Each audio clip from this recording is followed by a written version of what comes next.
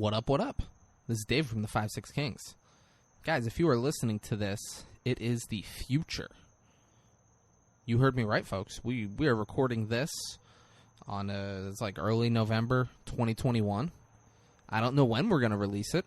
We're recording this because Braden and I, we've missed too many motherfucking Mondays.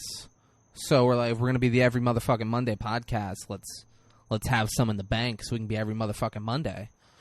So since we're in the future, I want to thank Subway for all that money they've been giving us to pitch their brand, and it's an honor to do it. We did it for free for so long, and that you guys noticed. It speaks to the character. It speaks to why you're such a high-level organization and why I'll keep going back to Subway time and time again, because it's where we can all eat fresh. It's the official community center of all communities. McDonald's is the unofficial community center of all communities. Subway's the official. I'd also like to congratulate the Miami Dolphins on winning back-to-back Super Bowls. Second time in franchise history, they won back-to-back Super Bowls. Tua Tagovailoa winning the regular season MVP back-to-back years. It's just guys, it's such a great time to be a Dolphins fan. Such a great time to be a 5-6 King. Such a great time to be a Subway supporter, guys. Eat fresh. And Subway, thanks for giving us that money. This the Palm Beach County anthem. All my Palm Beach County niggas, y'all put them fucking guns in there and bust them shit. Bitch, I'm from Palm Beach County. That's where I'm from. When niggas get gunned down and left like rolling thumbs just for fucking round. This ain't a county for you bitches to come around. What up, and welcome to another episode of the 5-6 Kings podcast. I am David Breen. With me, as always, Braden Bullard. Braden, how are you, man? I'm good, man. I like that always, because I'm always ready. He's always doing a Macho Man voice. Yeah. Yeah. You gotta bring that energy. He does a Macho Man voice, but then only quotes the character from South Park that was doing a Macho Man impression. So he does an impression of someone doing a Macho Man impression. That's his thing. Well, no. Always. No. I am impersonating Macho Man, but yeah, I should probably go find more. Because you say strong woman a lot when you do it. That's the route you go. So you're impersonating that character. No. Now let me tell you something here, bucko. Doesn't say bucko. Yeah, I know he doesn't. Yeah. I threw that in. Mean there, Gene. Yeah, well, you get the point. When the cream rises to the top, Yeah, the rubber meets the road. Yeah. I'm gonna. Listen, Yeah. I was actually thinking, Macho Man. If you want to go watch Macho Man promos. He's out of his fucking head. That says exact crazy promo stuff. that you were just talking about. I just watched the other night. And the moment I was watching it, I said to myself, all right, this got to be my new monologue, because I know David's going to be sick and tired of me impersonating the other character. I need. If you did the cream rise of the tie, I'd be pumped. Yeah. I'd be like, there we go. Yeah, I'm gonna. There we go. Next This is how we're starting. We're just taking things off like this. So I don't know when you guys are listening to this. We're recording. Yeah, we're recording this early November 2021. I would like to think by the time you're listening to this, aliens have dropped down. We've made contact. Maybe I've even found a mate. Well, aliens aren't real, but we're going to keep talking as though this is in the future. Sprayton, how are the kids? Dude, it's crazy how fast they grow up. Right? Yeah, man, they speak German now too. Do they? Yeah, get the fuck out of here. That's crazy. It's like I got him in all these. Well, the wife, she's got him Sarah. in all these.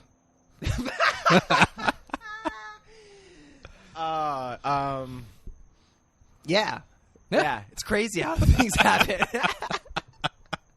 Lifelong dreams, man. They really play out. There we go. You got the picket fence, the kids. I'm happy for you, man. Happy. I love playing Uncle David with them, Yeah, you're great. Oh, dude, I love it. It's like they're my kids, It's like they're my kids. Oh, dude. So, yeah, I love the way that your life has progressed as well. Right? Dude, you're one of the richest people in the world. Dude, it's hard work, dedication to the podcast, and that Shiba Inu. I heard you're fucking Jeff Bezos' wife. Ex-wife, yeah. Mr. Bezos, Jeff's a friend. He gave me his blessing. before we started seeing each other. I wouldn't call it fucking as much as making love to the beautiful former Mrs. Bezos, whose name I don't know. Even in the future, even when this comes out, I'm not going to know her name. Why would you? Because I'm making love to her. I should. Because you're fucking rich. That's why. Yeah, but I should know her name. I'm not a monster, Braden. Yeah, Right? But yeah, no. Life is great, you know? Yeah.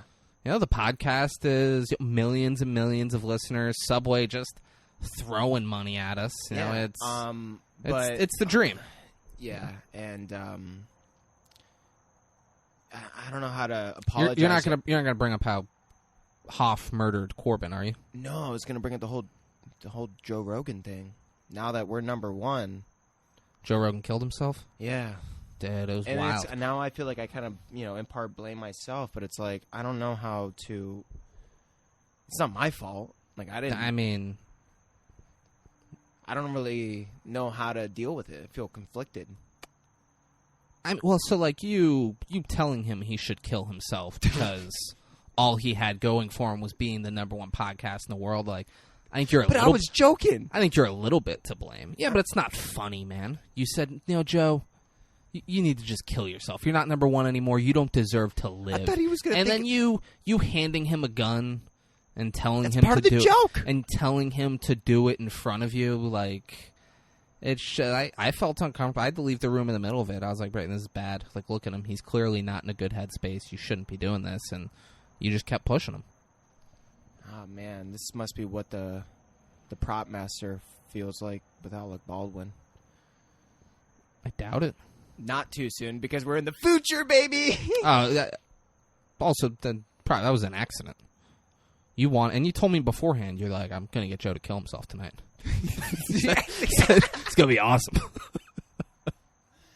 Okay, well, this is taking a dark All right, turn. you want to talk about Willy Wonka or what? Yeah, because Willy Wonka is way darker than this.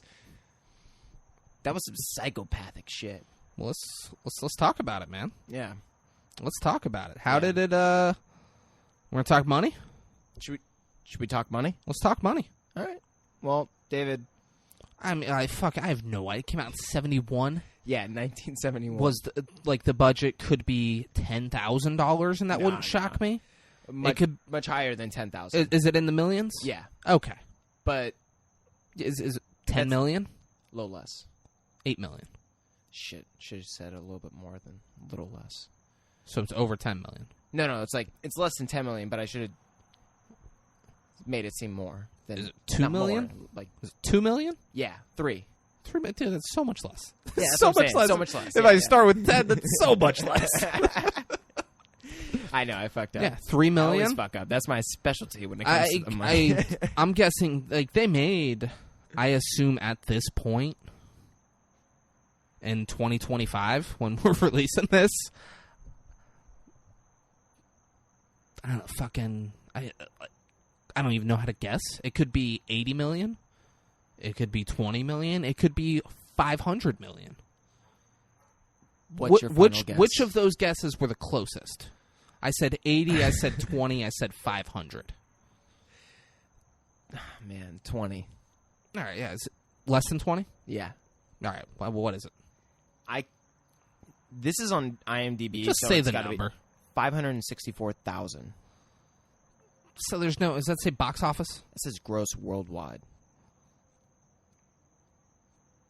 That can't be true. That's this on IMDb. I'm like, yeah. It's got to be more than that. It's got to be more than that today. They had to have made with, DVD sales and streaming rights. Let me... There's no way Warner Brothers took a $2.5 million loss on this movie. Right? With the way that it, everyone talks about it still to this day kind of shit. I mean, they made 2 other fucking movies after it. Did they? Well, I only know the one. new one is about to come out, semi-soon. Oh, I didn't know there was a new one coming out. With Timothy Chalamet or however you say his last name. The new kid on the block. Everyone's raving about Spider-Man? him. No, that's Tom Holland. Tom Holland? Yeah, it's Tom Holland. You say his name a lot on this show, and I never remember. Well, there's so many Toms and in 2025, you've said it a billion. Hey, the new one's probably already come out. No, I don't think. I think it's coming out next year. It's probably already come out, Braden. Which one? I mean, dude, like Joe Rogan didn't really kill himself, and we aren't really the #1 podcast in the world. Yeah. At this point, when this comes out, we are. All of those things are true. And Hoff murdered Corbin. 2 of our best friends. Hoff's serving life. Corbin's dead because of Hoff. I mean, this is a very fucking bullshit website that I'm on, but it's saying now that the worldwide box office is 4 million. So, like, I guess to the... What? That doesn't even make sense unless they, like, re-released it or something. So I can't keep doing filler? No, We're just going to assume they made more money and move on with our lives? Yeah. We're going to assume they didn't lose money on this at this point. They've made money off it. They've made a profit at this point. I refuse to believe anything less. Right. I imagine in theaters they made $500,000. It says opening weekend. You see, this is how it doesn't make any sense. It says opening weekend, U.S. and Canada. It made $526,000, and then gross worldwide. Sounds like you weren't prepared for this podcast. It's on IMDb. That's bro. all I'm hearing. No. Is you put all your eggs in one basket, and that basket was wrong, and now you're scrambling. And I've just been talking for way too long at this point. David, so IMDb is let's the talk top source for so movie let's details. talk reviews or ratings. Let's fucking do it. Well, all right, IMDb gave it a 7.8 out of 10. Rotten Tomatoes give it a 91%. What the fuck is Letterboxd? Gave it a 3.8 out of 5. And Google users gave it an 86%. what'd you give it?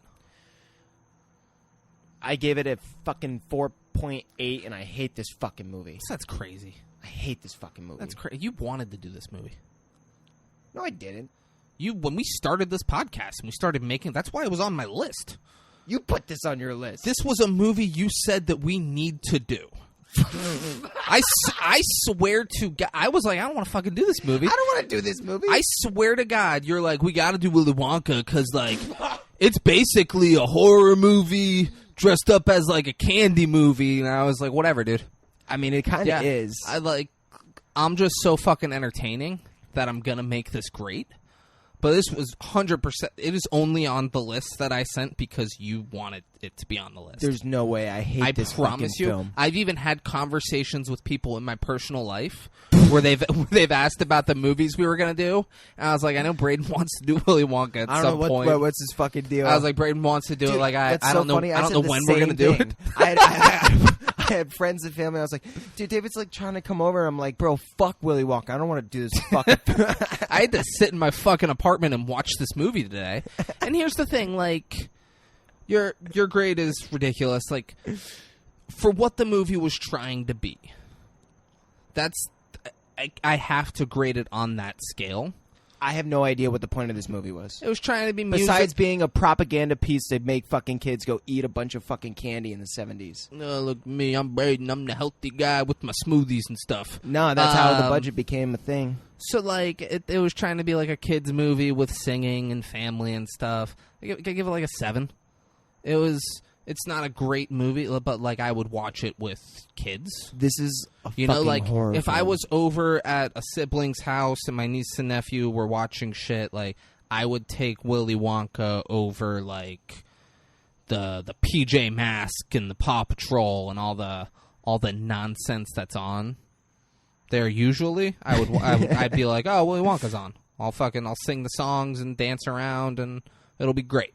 This shit freaked me honestly, I'm not even kidding. Like, I've watched a lot of scary movies. There's only been one scary movie that's ever really scared me. This terrified me as a kid. I was like, get the fucking Oompa Loompas away from me. I can't deal with this shit. You think it's where your trust issues stem from? Also, at St. Clair, my sister had this kid who was developmentally disabled. Oh, God. Who was very scared of the Oompa Loompas, and this movie scared him, too. Well, so, like, look at that. You're in good company. Yeah. Maybe the kid's smarter than he fucking... That's fucked up. Never mind. I mean, he was a very smart kid. I don't know why you have to imply that he was stupid. No, that's not You're what gonna I meant. maybe smarter than he looks. Is that what you're gonna say? No. Because he looks all dumb and stuff. He's not like. Who said that? He's a person. All right, David. he's a human being. Guys, I was asked recently as to when we're recording this. Someone said, "Hey, like, what's like you do a podcast? That's cool. Like, kind of just describe it to me." And I said, "We talk about movies." And I try to get my best friend to seem like a terrible person. Or I said I try my David is hardest. so good I at said it. I try my hardest to make my best friend seem like a terrible person. Like someone's like the mainstream media is gonna hit you up and be like, "We need a editorial piece to make this guy look like a piece of shit." David, we've seen your work. Done. We know you're a fucking master. I'd be like, give me 10 minutes. Yeah. We'll bury him. Let's go. I'm just gonna look up a little bit of backstory, and he's done. How did it do in awards? Oh man, you know you'd think it'd be more for all the money it made, but 2 wins. Was that sarcasm? Yeah. All right. Well, I guess we don't really know how much it made because apparently IMDb's wrong. Aaron, you just didn't just commit to it. If you're gonna be sarcastic, just commit. I was trying to be cool with it, All right. 2 wins, 3 nominations. No, sorry, because you genuinely confused me with the way you said it. Like I genuinely was like, "What the fuck's he saying?" No, yeah, I was being sarcastic. But yeah, 2 wins, 3 nominations. We'll start with the nominees. Academy Award nominated for Best Music Scoring Adaptation Original Song Score, but they didn't fucking get it. Which song? It doesn't say. It just says who the people that were a part of it. Okay. I don't feel like reading their names. Fuck them. I mean, read the names. Leslie Bercusi. They didn't win. Anthony Newley. Walter Scharf. Good shit. Your fucking song scared the shit out of me. All right. Second nominee, Academy of Science Fiction, Fantasy, and Horror Films. Best DVD Blu-ray Special Edition release. Didn't get it. Then they were nominated for the Golden Globes. Best Actor in a Motion Picture, Comedy or Musical. Gene Wilder. He was great. Should have got it, maybe. Yeah. No matter what you think about this movie, we're on the same page that he was fantastic, right? I will say, first and foremost, that he fucking killed it. He snapped. Like he was incredible. Almost anyone else, and I have not watched this movie in 20 years as of this recording, and I was like, oh my god, Gene Wilder is so fucking good at this. Have you seen the one with Johnny Depp? Yo, it sucked. Yeah, and I've seen it too. His is just like a weird. It's just I'd much rather Gene Wilder's character of Willy Wonka. Agreed. And I'm guessing it's going to be the same after I watch Timmy. My name's Tim in this new film, and Juan's always calling me Timothy. In this new film, you're talking about the Academy Award-winning independent film Meeting Juan Jones. It's crazy the way it took a turn, dude. Like it was so awesome when and you didn't I still kind of hold a grudge that you didn't invite me to the Academy Awards with you. I thought that could have been a cool moment. We go to the Oscars together. It could have been like Trey Parker and Matt Stone when they went. I'd let you be. Oh my! I'd let you be the Trey Parker to my Matt Stone. David, I devoted Are my you kidding entire me? Imagine that, victory speech dude. to you. Imagine that. We go to the Oscars. I'd let you be the Trey Parker to my Matt Stone. I'm just with you. Are we on acid and dresses? You're the talent. I'm wearing a dress for sure. Absolutely. All right, so 2 wins. They won the National Film Preservation Board for the National Film Preservation Board. The fuck does that mean? They preserved the film for the board. Yeah, they won that in 2014. So I don't. I'm too dumb to understand. You just don't understand awards. Yeah, I just. Yeah, I get it. The listener gets it. We all get it. And then for the Online Film and Television Association for 2018, they won for Motion Picture. Nice. Yeah, some for Hall of Fame. Good for them. Good for them. Yeah. Good for them. Let's dive in. Yeah. We diving in or we diving in? Let's dive in like that fucking fat kid in chocolate. I mean, don't give it away, man. We're going to get there. So the movie open. There's probably plenty of stuff that I put down here where I'm just like, I don't go into detail when they go to the fucking chocolate room. Yeah. I'm like, you've either seen it or you need to just go fucking find it. Like, Yeah. Come on. I'm not going to go into too much detail. Come on. Spoiler alert, there's a fucking chocolate room later, and it doesn't disappoint. Yeah. So it opens, it's showing chocolate being made. And just rolling the credits, playing like the instrumentals of a couple songs that we'll hear in the movie, and showing the credits, introducing Peter Ostrom as Charlie. We don't see that in movies anymore. Yeah. We're introduced. We found this guy. Yeah. We're introducing him to you. Enjoy. Yeah, I do like that little intro to the movie. And directed by Mel Stewart. That's a great way to set up kind of like the feel, Yeah. the aesthetic, and the vibe. Dude, wow, such a vibe. Bro, you need dude. the vibes. Such a vibey vibe. Yeah. So vibey. Cool, bro. So then the movie actually starts, bell rings, and all these kids run out of their classrooms at the school, and they go to a candy store. And the candy store guy, he's there. He knows all the kids by name. And this dude is just a straight up pedophile. I mean, I'm sorry, David. I'm going to be such a piece of shit this whole film. he's not. He runs a candy store, and He's the candy man. he's not the candy man. What do you think the song he sings is about himself? Yes. It's about Willy Wonka. Willy Wonka's the candy man. That too. No, not that too. You can't be wrong and then be like, well, that too. Yeah, no. Well, I thought it was about him, and he references to Willy Wonka too. Willy Wonka is the candy man. Ah. Yeah. He Makes is not the sense. candy man. He doesn't sing. He just runs a candy He store. doesn't sing this long ballad about himself being the candy man. That would be psychotic. This guy's, regardless of the songs this guy's about him, great. he's a candy man. This guy's great. And these kids are coming up, and he's like, I got a new one for you today, kid. It's a Scrum Diddly Umptious bar. And this one kid goes, Scrum Diddly Umptious? How does Wonka do it? And he goes, my dear young boy, do you ask a fish how it swims? The kid goes, no. Do you ask a bird how it flies? No. No. No, sir. No, sirree, you don't. They do it because they were born to do it. Just like Willy Wonka was born to be a candy man. And you look like you were born to be a Wonka-er. Like, this guy's great. I wonder if this is really how it was in the 70s. And then sings a Candyman song. Great song. Oh my god. Who can take a sunrise? So, like, let me tell you guys honestly. Sprinkle it with dew. Yeah. Okay. David, Doopa doopa doopa doopa doopa doopa doo. The Candyman. The Candyman can. Bro, if that's not some type of hypnosis shit, I don't know what is.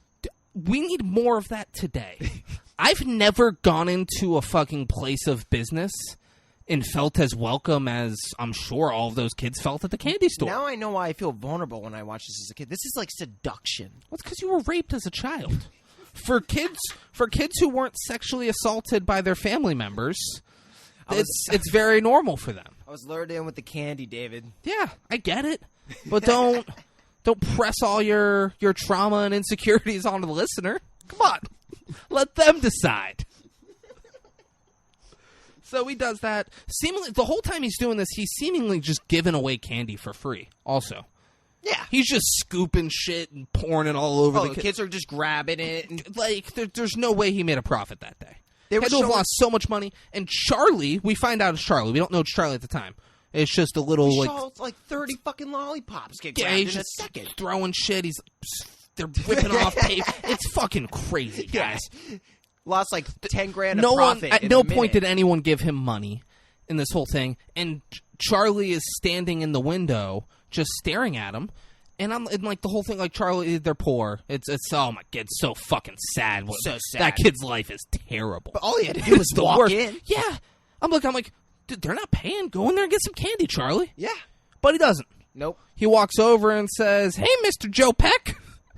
Yeah, Mr. Joe Peck is his boss at the newspaper stand. Charlie's late.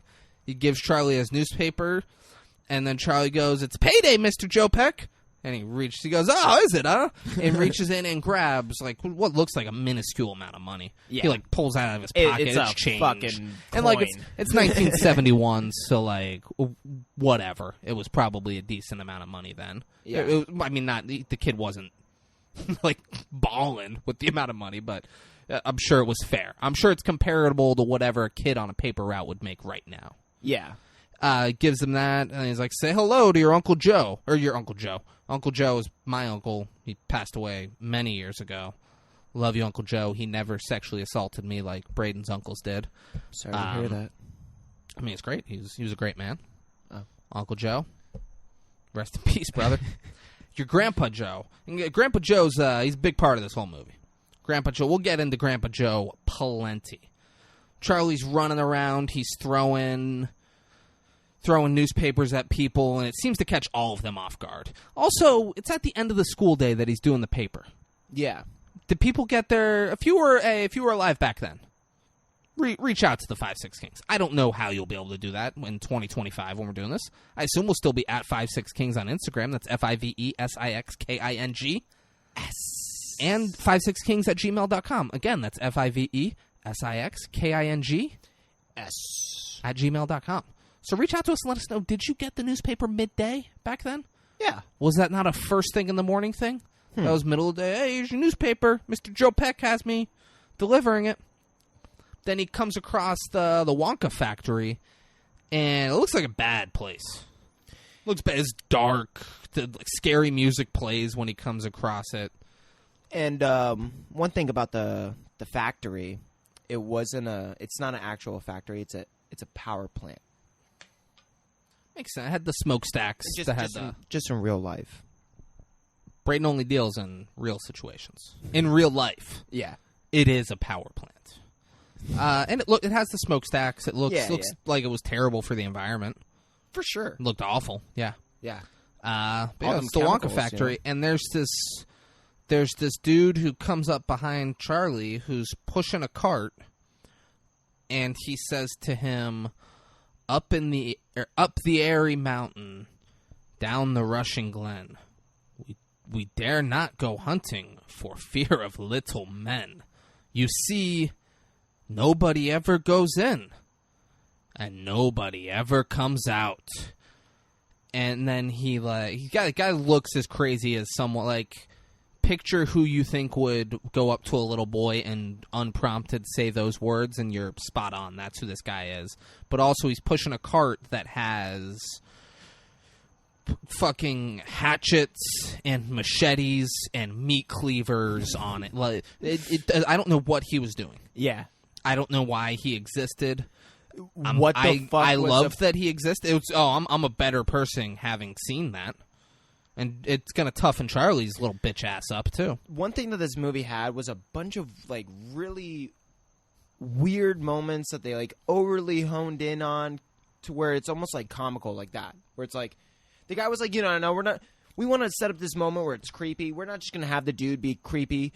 Let's have him with a fucking cart full of knives. Yeah. And swords. What the fuck was in his shit? Meat cleavers. Meat cleavers. I have meat cleavers. Okay. Who doesn't want to buy a meat cleaver on the street? You're walking down the street, you're like, that's a nice looking meat cleaver. Let me buy it. I've always wanted to open a butcher shop. I've just been missing the meat cleaver. Let me stop that guy real quick. See and what you know he what? wants Let me for say it. too. This is the 70s, or maybe even before that. So yes, it's it weird. makes sense. This movie is in 71.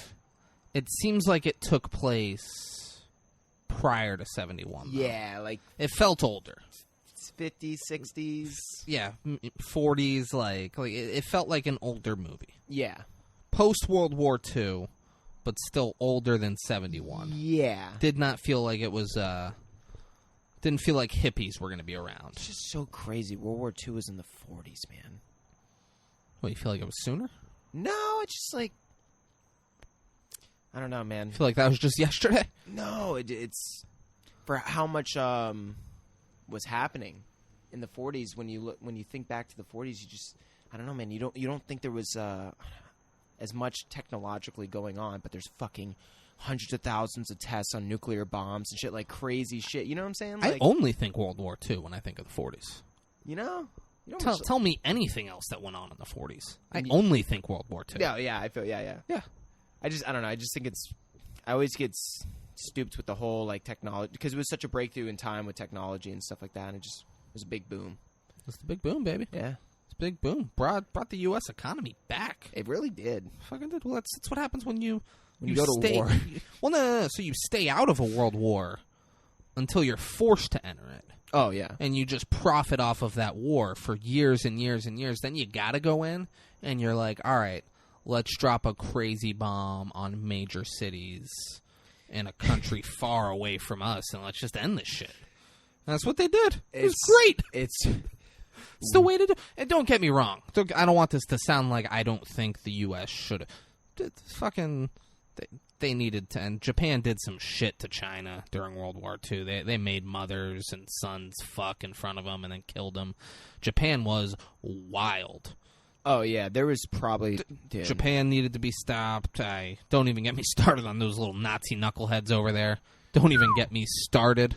There's so much atrocity. Yeah, they needed to join. Yeah. But, like, let's make some money first. I get it. Yeah. I get it. That's how I made all my money now in the year 2025. That is right, David. Yeah. I'm the top 30 under 30. Yeah. It was a big year. Basically run all the industries. I feel you. There we go. So we go to... Charlie, we go to a home. It's Charlie's home. It's Charlie's home. He's not there yet, but we find it's so fucking sad. There are 4 old people. It's one room. It's just like one room. So there are bedrooms there as well. I thought it would just literally went from the kitchen to like their beds. So like where they are. This one bed has 4 old people in it. Yeah. It looks like Mom and Charlie each have their own bedrooms. You might be right. Yeah. I think I am. No, yeah, you're right. Because I didn't see a bed for them or anything like that. But it's 4 old people all in one bed, and the mom is... They make a comment that they've been there for... David's got it. Don't you dare get it wrong.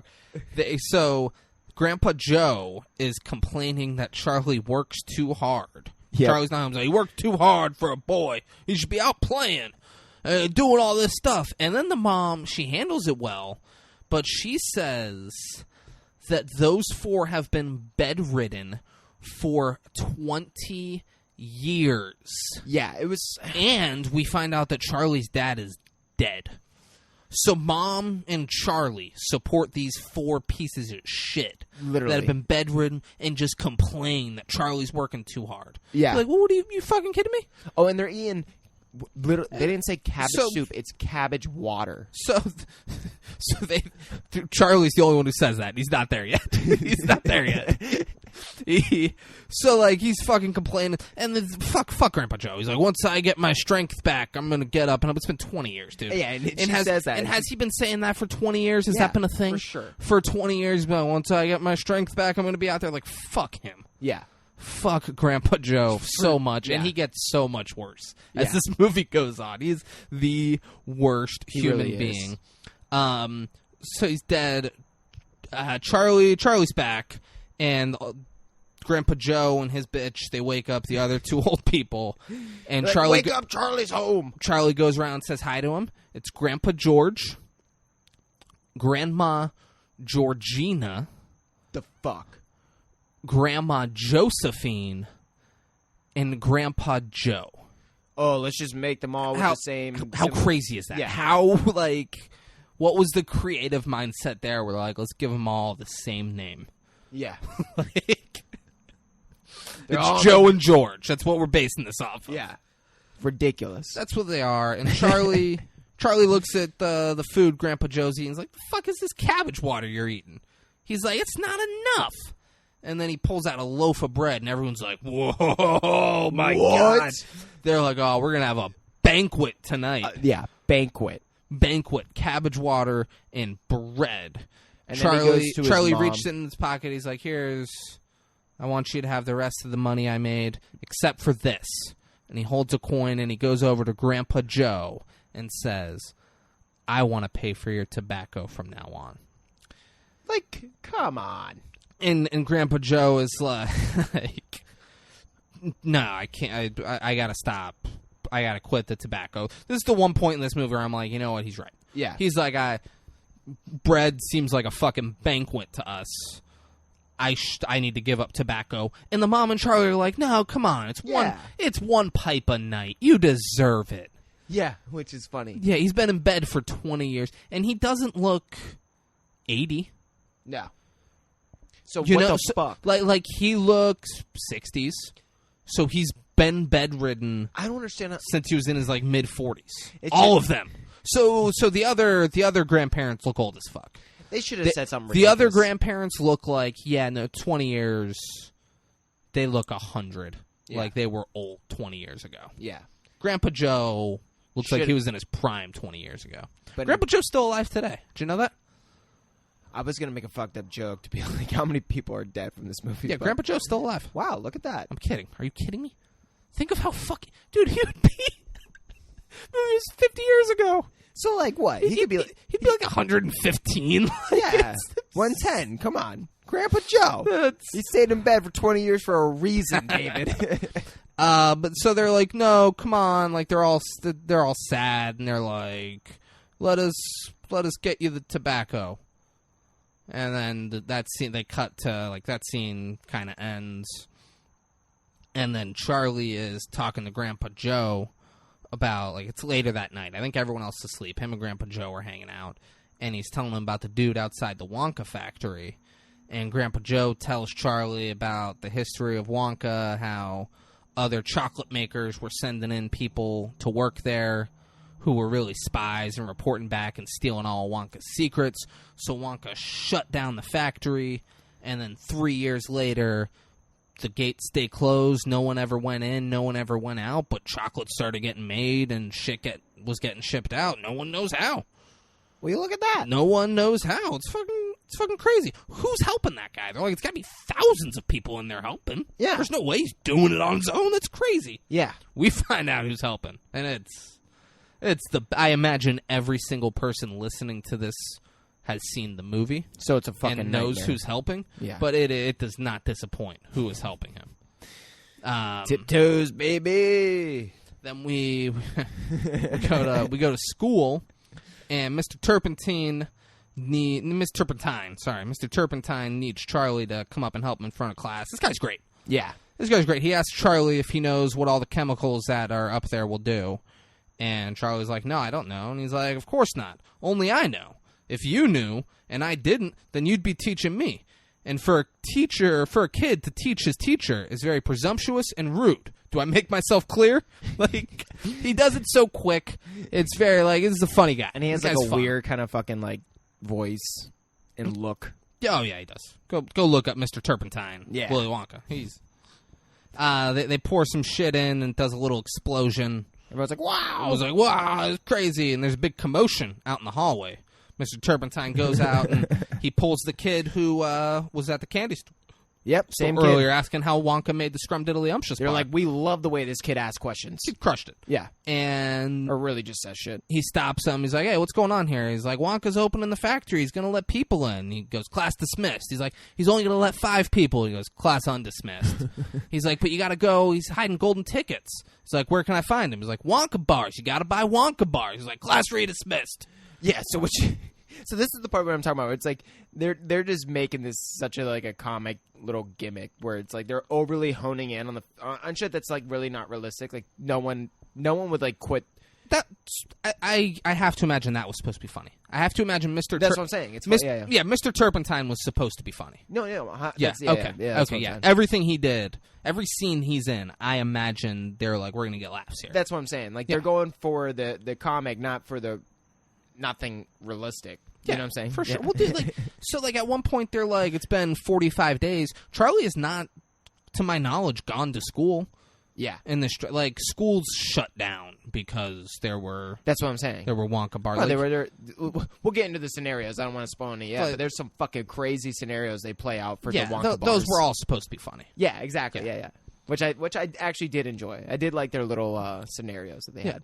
Everyone runs out but Charlie. Broke-ass Charlie just slowly grabs his stuff because he's like, I can't go buy Wonka bars. Fucking, I got to go to Mr. Joe Peck and get my papers and get back to work. So now the news is talking about it, and if you get a golden ticket, you go to the factory, you get to tour the factory with Willy Wonka, and you get a lifetime supply of chocolate. I can't. I would be shocked if anyone was listening to this and they were like, "Oh, That's what this is about. that's wild! I didn't know that. That's crazy." That's what the gold ticket was for. So everyone's buying Wonka bars. They're all over. Everyone's going crazy buying them. They show a truck delivering them to the White House. It's all over the place. And Charlie says, "You think I got a chance to find one, Grandpa Joe?" And he says, "One? I'm counting on you to get all 5."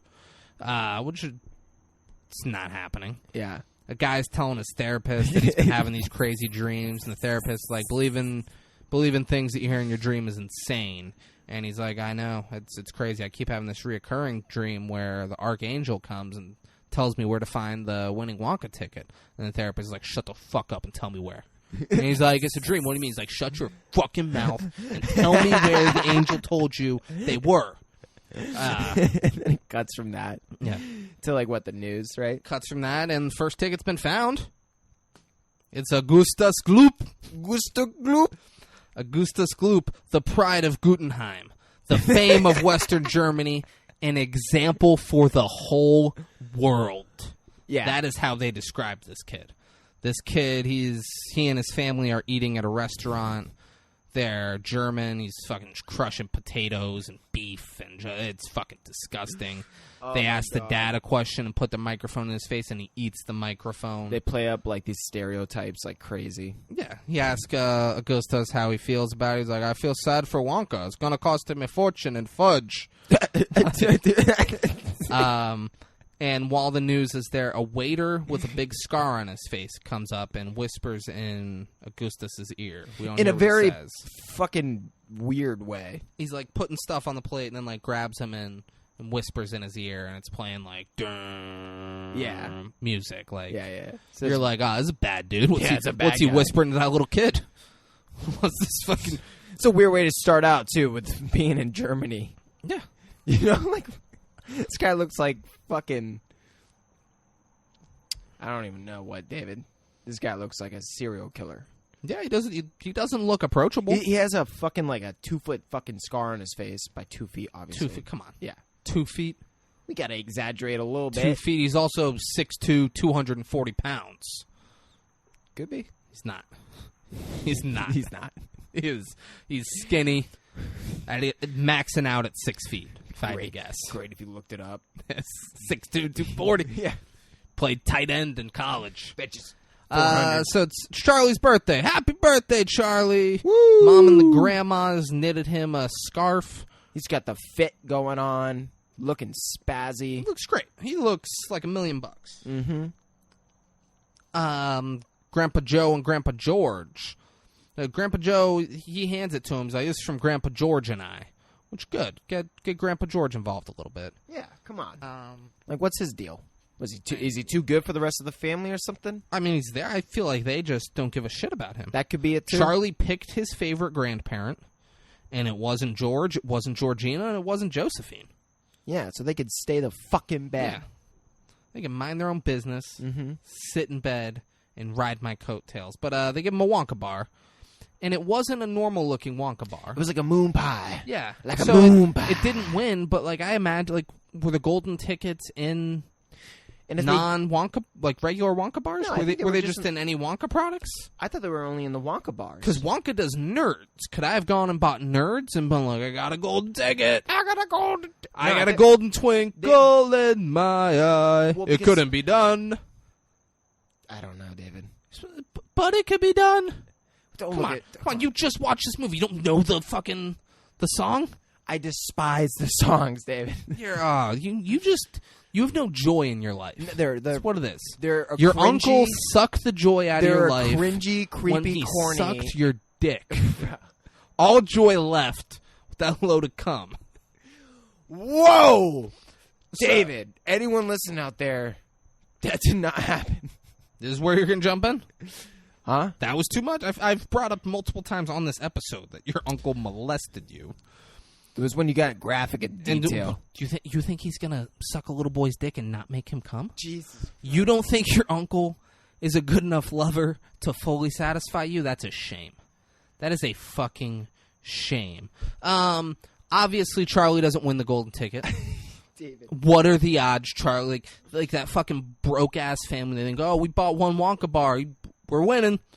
No, Come on. no, and you didn't even buy a normal Wonka bar. Wait, it had to be a Wonka bar because of the way the golden ticket is. Yeah, like fuck this family. Like Yeah. they have so little money And they because of couldn't even those buy the right lazy, fucking bar. bedridden little pricks, and they're just like, hey, this one's cheaper. Get them that one. Yeah.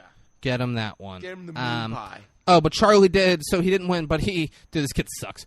He turned his back and opened it, and then went, I got it! And they all look excited, and then all sad, he says, fooled you, didn't I? That was his best acting the whole film. Fooled you, didn't I? You thought I really won, huh?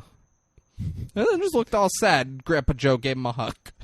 Come here, Charlie. like this fucking, it's crazy. Yeah. He tries to give everyone some of it, and they all decline it. They all decline it. I wish Grandpa George would have taken some though. Just like a piece. I wish Grandpa George would have been like, yeah, I don't have it. Give me some of that fucking thing. Yeah. That's my goddamn money. You didn't even get the golden ticket. Give me that shit. Yeah, piece. He should did. be smoking tobacco. He did.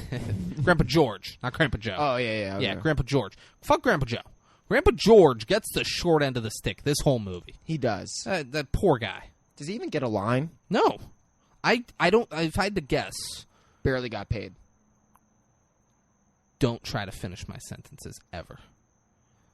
If I had to guess, He was. Grandpa George and Grandma Georgina don't speak English. They look like they could be from another country. If I had to guess, they don't speak English. And they were just like, what's sadder than two old people who have been bedridden for 20 years? 4 old people who've been bedridden for 20 years. They're all in the same bed. Do you think the director it is was so like looking at fucking the set bananas. and it was like, we need to add 2 more. It's like, we need 2 more bodies in that bed. Let's make it happen. And guys, so the way it's set up, I assume you've seen it, but Grandpa George and Grandpa Joe are feet to feet. And Oh yeah, so neither of them have fucked in 20 years. you would think. Or all of them fuck all the time. And neither would surprise me. But so Grandpa Joe and Grandma Josephine are right next to each other, and they sleep feet to feet with George and Georgina. Like, it's a crazy scenario. It's like a twin bed. Yeah. It's crazy what they got going on in that house. Cut to we meet Veruca.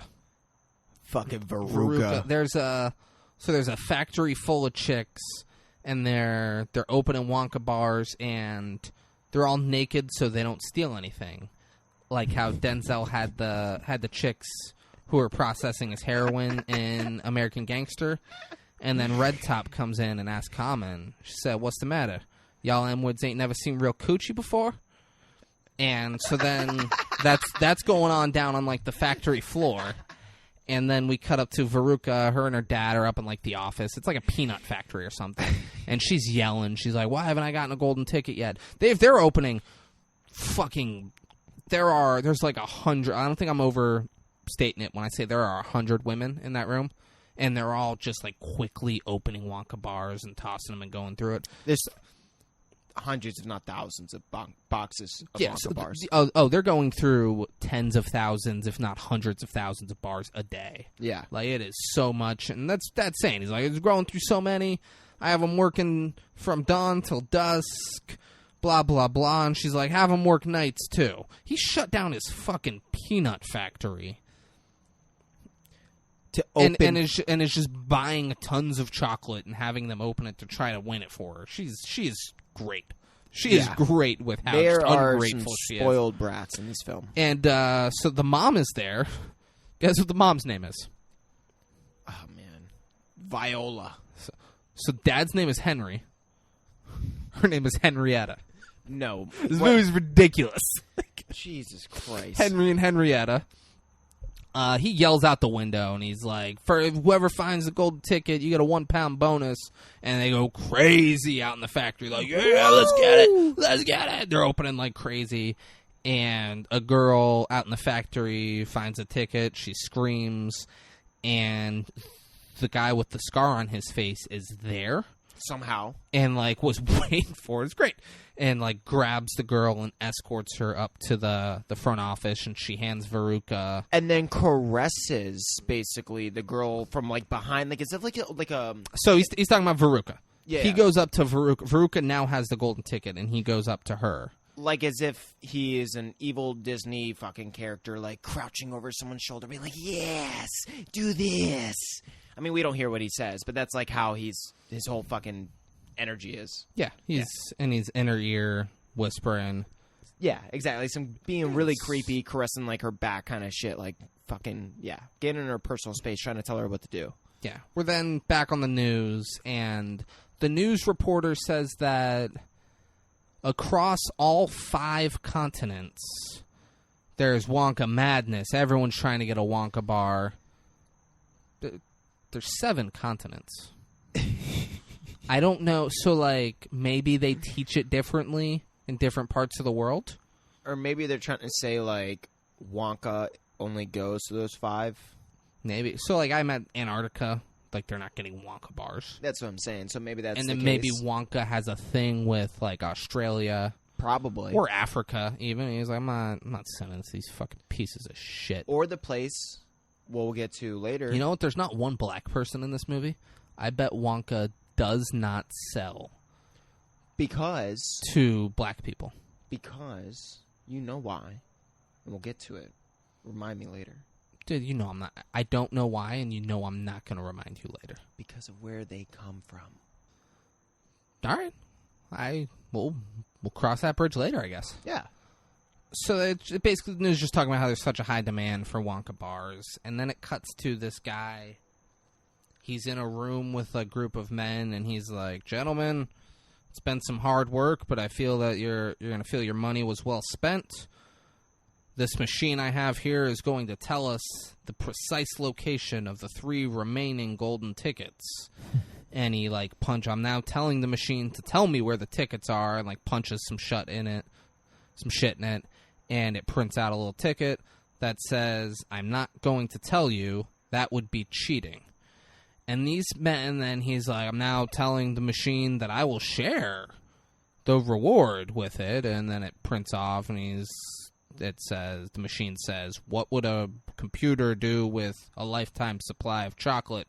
These men in that room with him don't seem as angry as they should be. Yeah. If I gave a guy a bunch of money because he said he could build this thing that would tell me where that was, and then the machine that he built was doing this, I would assume he couldn't figure it out and, like, thought he would trick me with being like, "Oh, the machine's got morals. What can I tell you?" Like, I would have been furious. Yeah. These guys just kind of smile and stand there. Like, they're like, it well. happens. Yeah. What are you going to do? Yep. Machine won't tell us. Number 3 is found in Montana. Look at that. This little girl, Violet, finds it. They're at their dad's car dealership, and he's talking about, he's like, has his card, and he's like, "I'm Dan the Auto Man. You come down to my shop, blah, blah, blah." Like, he's trying to sell cars on TV. Big salesman. Yeah, which is great. You know, you get that opportunity, use it as a commercial. For sure. Violet cuts her off. She chews gum. She's like, "I've been a gum chewer my whole life, but when the Wonka golden ticket thing came out, I switched to candy, but now, naturally, I'm back on gum. This one piece I have right now, I've been chewing for 3 months." Which, no, she hasn't. She switched to candy when the golden ticket thing happened. Yeah. So she just started it, or she was chewing it for a while and then put it back in. Maybe. But she's like, that's a world record, broken by my friend, I can't think of her name. Yeah. Whitney. She's like, "Hi, Whitney, how are you, hun?" Yeah, just like... she's real cunty about it. Yeah. And then, little fun fact, too. The girl, the actress... Killed herself? No. Oh, that would be fun. Well, she said that she was, like, having a ball, playing her character and everything, but she ended up stopped chewing gum after this role forever because she ended up having 13 cavities from how much gum she actually chewed in this role. That's fucking great. That's insane. That's so fucking great. That's so funny. Dude. Awesome. Like, this whole movie just, like, fucked her mouth up. Scarface is there, too. whispers in her ear. He just knows. This He's guy's all over over the the fucking place. world. He's all over the map. Somehow he knows. All 5 continents. It's like, why didn't he just get the golden ticket then? Or like get people he can really trust to get the golden ticket if he's already in that he's setting some scheme thing up. Why, You don't know that. Well, he's fucking being very mischievous and whispering in the ear. Maybe he wants to fuck him. That's the thing. He likes fucking winners. At first I'm like, this is some pedophile shit. They're all winners. He's attracted to winners. And there's no better winner than someone who finds the Wonka golden ticket. Can we agree on that? You're fucking right, So David. if you want to fuck a winner, you go fuck a Wonka golden ticket holder. That's good on this guy. And how is all the fucking winners kids? Just think about this for a second. You know what I mean? No, it's wacky. Right? It's wacky. Well, all of the winners aren't kids.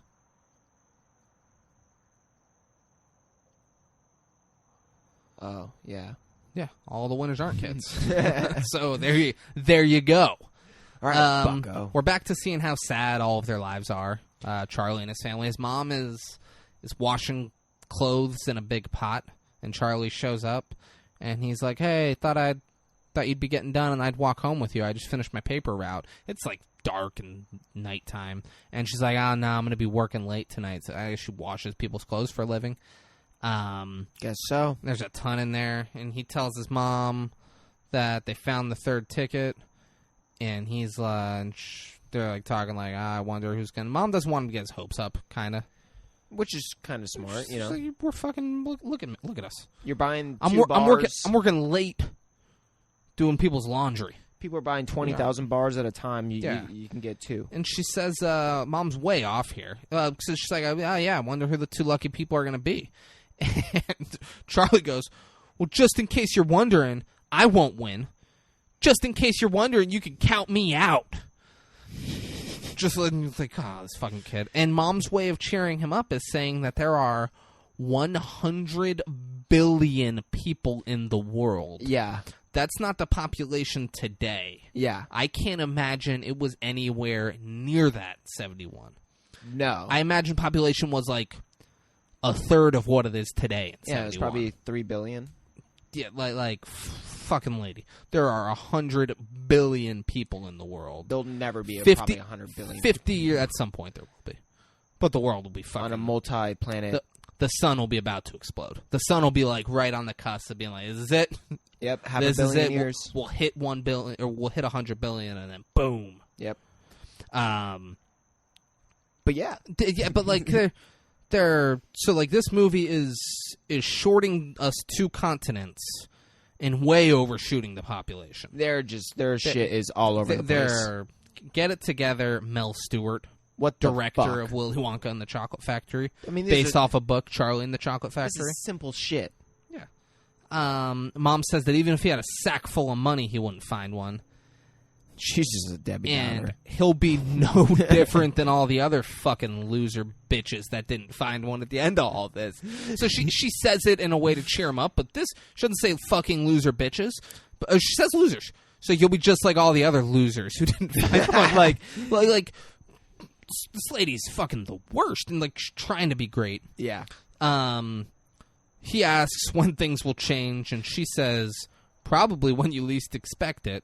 And then he leaves. He walks off into the city, and his face looks like he is. It's like Smoking Aces, Ryan Reynolds wandering through the street after distraught. This is what he looks like. He just saw multiple people get gunned down and explosions and stuff, and he's just shell shook, and he's just wandering through the street. He's like bumping into shit. Fucking Tom He looks Hanks. awful. And Mom is singing on D-Day.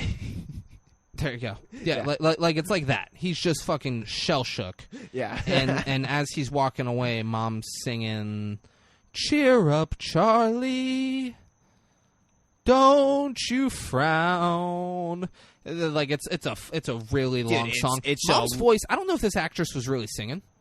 It's a great voice. Yeah, probably was. She nailed it. Yeah, but yeah, very long song for this kid just to walk through his fucking street at night. Which, why the fuck would you ever let your kid? I mean, I guess it's the 70s. I don't know. Maybe it's different times, but at the night and.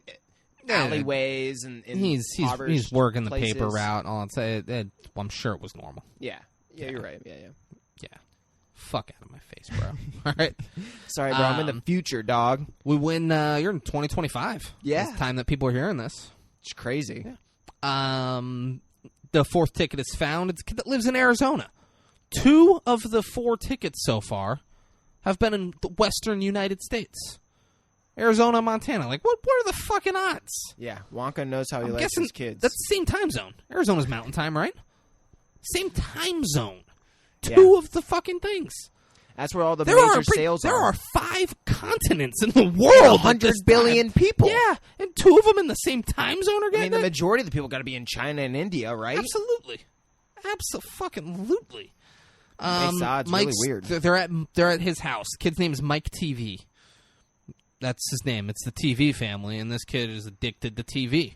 He's watching TV. The fucking reporters keep trying to talk to him. He's like, shut the fuck up. Don't talk to me. I'm watching this. And Scarface is one of the reporters. He keeps like putting the microphone in and pulling it out. He's on the money. And mom's like bragging. She's like, I serve all of his meals right here in front of the TV. He's never even been to the table. Like that's like my son went to Yale. Says the same fucking shit. Like it's a bragging point. Like my son went to Yale and he's a doctor. Like he never sits at the table with his family. He eats all of his meals in front of the TV. He loves television. Like it's crazy. And kid shoots a fake gun at the reporter and is like, "Man, wait until I get a real one." The dad says, "Not till you're 12." Yeah. And then Scarface whispers in his ear. And no one ever finds it odd. One's like, hey, get the fuck away from my child. Hey, what are you doing? Stop whispering to my kid. Yeah, stop get your fucking hand off. Stop it. Get out of here. You look like a fucking serial killer with that scar on your face. Yeah. We find out it's not 1 ticket left. They're doing news reports. And the guy says, if you lose, just remember that there are many more important things in the world. Many, many more important things. Offhand, I can't think of any, but I'm sure there are. It's crazy. Yeah. Grandpa Joe, this is a huge hole in this thing. Grandpa Joe, we cut to, it's nighttime. We're in that sad little apartment where everyone shares a bed. And Charlie has a different room from where they are. And Charlie's like, what'd you wake me up for, Grandpa Joe? Grandpa Joe, who can't get out of bed, was able to wake Charlie up, who's in another room, without waking anyone else up in the house. Yeah. How? Yeah. How did that happen? Yep. It didn't. All right? It fucking didn't. Yeah. He got Charlie a Wonka bar. He pulls it out, and Charlie's like, Grandpa, that money was supposed to be for tobacco. Like, immediately, he's like, why didn't you use it on your tobacco? And he's like, I told you, I gave it up. Here. And, like, they... Also, how did he buy the Wonka bar?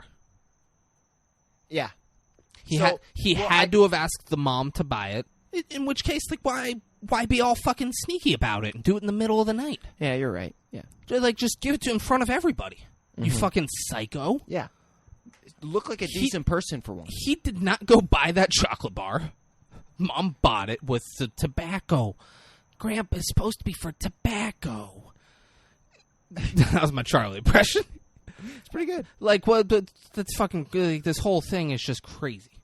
Yeah. But anyway, then they go back and forth on they're all nervous. They don't want to open it. They overly build the suspense. And Grandpa opens it, and there's no golden ticket. There's no gold. They didn't fucking win. And Charlie goes, you know, he says it all. He says it's so sad. Yeah. He says it's so sad, and you can just feel the poverty in his voice. And he just goes, you know, I bet that golden ticket makes the chocolate taste terrible. And then Grandpa, like, sad. They have, like, a sad hug. Oh, and then, and, like, yeah. But, like, honestly, like, fuck Grandpa Joe. He woke Charlie up in the middle of the night. To overly hype him up about a golden ticket that's probably not in there. The odds are you're not winning. Yeah. You wake him up and, like, so, like, he's wide awake. He's jacked. And then, and you've seen Mom try to, like, kind of bring now I gotta down be his this hopes. the sad, poor kid. Like, Grandpa Joe should have opened it before Charlie got there. Done it, like, neatly. Yeah. And just looked and been like... But Grandpa Joe's been doing this from the start when he's like, you're going to get all 5. Yeah, he's the fucking worst. Yeah. This dude. He doesn't know what to do. Yeah. He's the fucking. Yeah. So now we're at what? It's a raffle or not a raffle? Auction. It's an auction, yeah. And they're trying to auction off like the last couple boxes they have of Willy Wonka bars. It is the last case of Wonka bars in the United Kingdom. Oh, David couldn't have said it better than he fucking said. I mean, I just quoted the movie. You're right. Yeah. I could have said it better. You think? But it wouldn't have been accurate. Yeah, I mean, I could have said it better. How? But it wouldn't have been accurate, Braden. You could have said it's the last bar. Ooh. That'd have been better. That'd have been more ridiculous. True. But it's a full case. Yeah. Because that's what the fucking movie had. Yeah. And they're bidding, and the bidding gets up to £5,000, which I think today the pound is worth more than the U.S. dollar, if I'm not mistaken. Like, I think 100 pounds is like $130. Really? Yeah. So that's over $5,000 Wow. for a case. And as the guy's doing this, he then stops and looks shocked and goes, "Your Majesty." So, like, it's in the UK, we're made to believe that the Queen walked in during this auction for a case of chocolate bars where the price got up to £5,000, and then the Queen's just walking in the auction room. I need them fucking bars. Then we see the police and a lady. They're in the house, and the lady's talking about her husband being kidnapped. He's been gone for 12 hours. What was that? That was a mosquito. I caught it, thought it was dead in my hand. I opened my hand up, and it flew away. Well, there you go. Live and let live, brother. Yeah. Live and let live. Better learn his fucking lesson, though. Yeah. Oh, he'll get the message. He got the message. He's going to come back up with his boys, and they're all going to learn the Well, you hard talking way. shit? They're bobbing around me. Like, let's go. What's up, bro? What's up, bro? Lady saying her husband was taken 12 hours ago. She's hysterical. She's like, "Oh, I'll give the people whatever This is she probably wants. the best thing in the movie. I'll give them whatever they want. I just want my Herald back." So then the kidnappers call, and the detective's like, and she's like, "Tell them whatever they want. It's theirs." And then he gets then he like kind of holds the phone away and says, "They want your case of Wonka bars." And she's like, "Ah." And the guy goes, "Did you hear me? It's the Wonka bars or your husband's life." And she goes, "How long they gonna give me to think about it?" That's And it stops. And she's so serious. Like, she like totally pauses, stands up, takes a moment, thinks about it. He's like, "Are you fucking kidding me?" And she's like, he's like, "What? "How long?" Yeah, just give me some time to think." I don't know. But also, like, what? They bought a case of Wonka bar. They're just sitting on it. They open like one a day. That's what I'm saying. Dessert, they eat it. All that shit should be open already. Like, yeah, you would have opened it. I imagine there was some sort of container system back then. Yeah. To where they'd open them, but to preserve the chocolate, if they wanted to keep it, yeah. they'd throw it in bags or something. Like, Yeah. they had to have some sort People of system. aren't this wasteful Yeah. for the golden well, I mean, ticket. they could be, but like they aren't this reserved. They Sure. aren't like she has a case. Just open and find out if you have the ticket. Then be like, "Yeah, take them. Take them. There's no ticket." Yeah. I know. A little different setup, huh, David? Yeah. Oh, so I got excited thinking like you were about to go off on some kind of rant. So guys, you can't see him. Braden, like, our microphones are down on the tables that we used. Just thought of this. He picked it up and sat back in his chair and like held it up right to his mouth. I was like, "Oh, what's Braden about to do?" Like, he was about to just go in. He's like, I gotta have it here. I gotta feel was actually, it. I've been listening to a lot of Adele lately, and I thought I'd just give it a shot. Give singing a shot, or Yeah. okay? I thought like Adele. You're talking about like she really brings the energy. You know, this is what she does. No, I just want to get comfortable, you know? Yeah, no, get comfy, bro. Yeah. Get comfy. I want you to be comfortable. Thanks, bro. I mean, you're a father of 3. You got a full-time podcast, full-time acting. You got a busy life. You deserve to be comfortable. You're right, David. So, but same with you. Going on tour now. You're always traveling, doing crazy shit. Just doing the rat race, you know. Yeah, doing the rat race. Which is why it's such a treat for us to be able to bring you guys this episode. It's so great. You know, so great. Yeah. Time in our busy schedule. I mean, the odds of people as busy as the two of us being able to do this, it's crazy. Yeah, you know? it's a real treat. But here we are. Yeah. News report, last ticket is found. It's some guy, some casino owner in Paraguay. They don't talk to the guy. They just have the last known picture of him, which I've only heard for, like, people who were murdered or are kidnapped. Drug dealer. But they're like, here's the last known picture. And Grandpa Joe's like, turn off the TV. And they're all like, wait till Charlie gets a load of this. Who's going to tell him? And then they decide not to wake him up.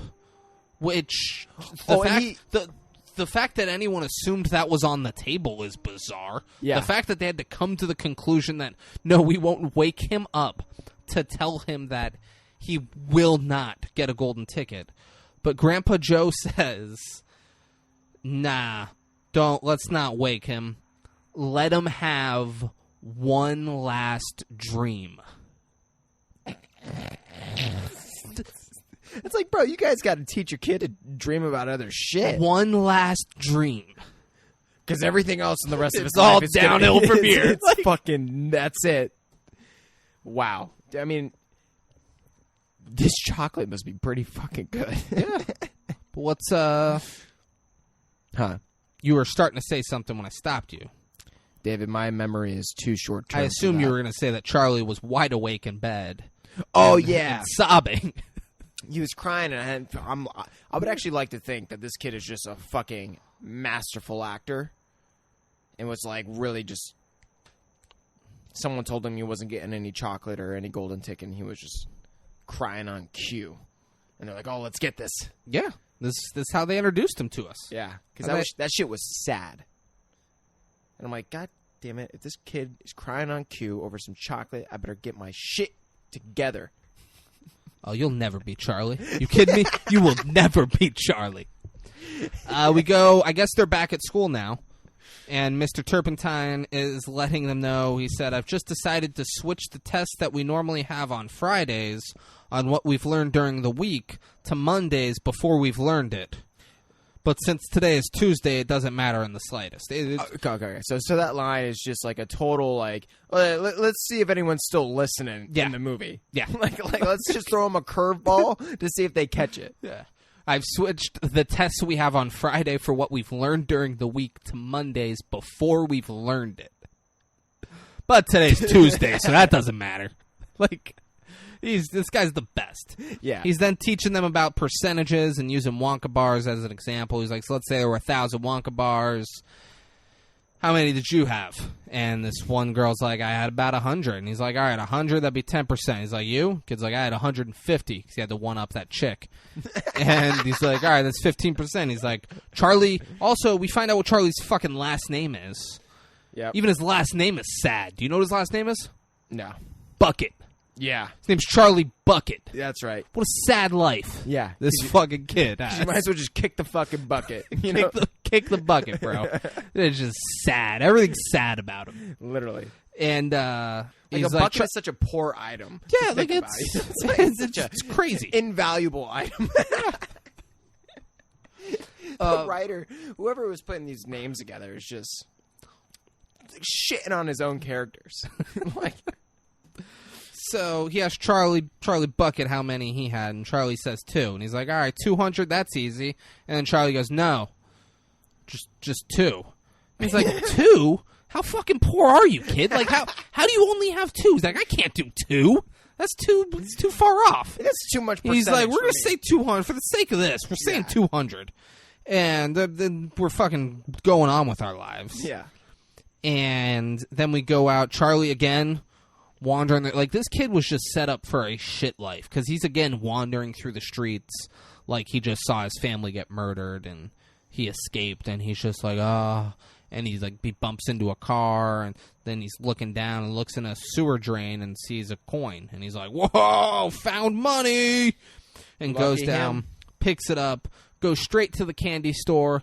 And I was a little conflicted with this, and I've landed on Charlie can fucking do whatever he wants with that that's money. why I was happy. I was happy he did it. Yeah, because, like, yeah, your family's fucking poor, but also he's a little kid who has been working a paper route and works more than his own fucking the old men in his house. The kid needs to do something for himself once in this movie. So which Grandpa Joe said. He did. I wish it was someone other than Grandpa Joe saying it. Yeah, because he's the one that. Yeah, he's the reason Charlie has to work. So I'm glad he went to the candy store with it. Same. Goes to the candy store. The candy man, he's a stranger to the candy guy there. The guy working there. Goes in. He asks for a chocolate bar. And he says, whichever's the biggest. And the guy gets him a scrumdiddlyumptious. Scrumdiddlyumptious. And Charlie wolfs this thing down. He's just... And the guy's like, whoa, take it easy there, slugger. You're going to get a stomach ache.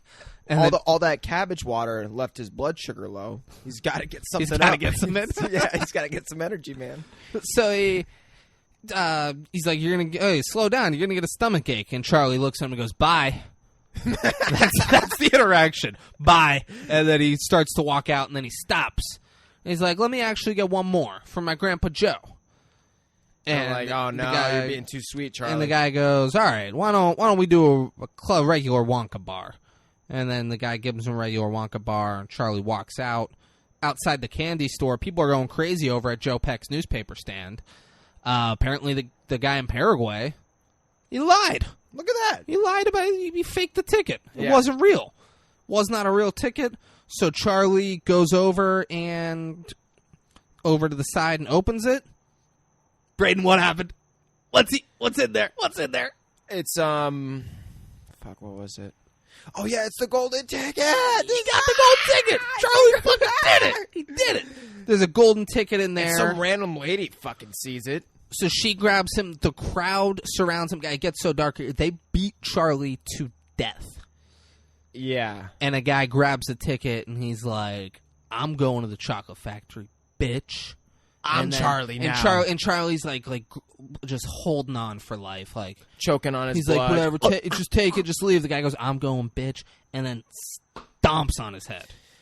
It was graphic. Yeah. So graphic.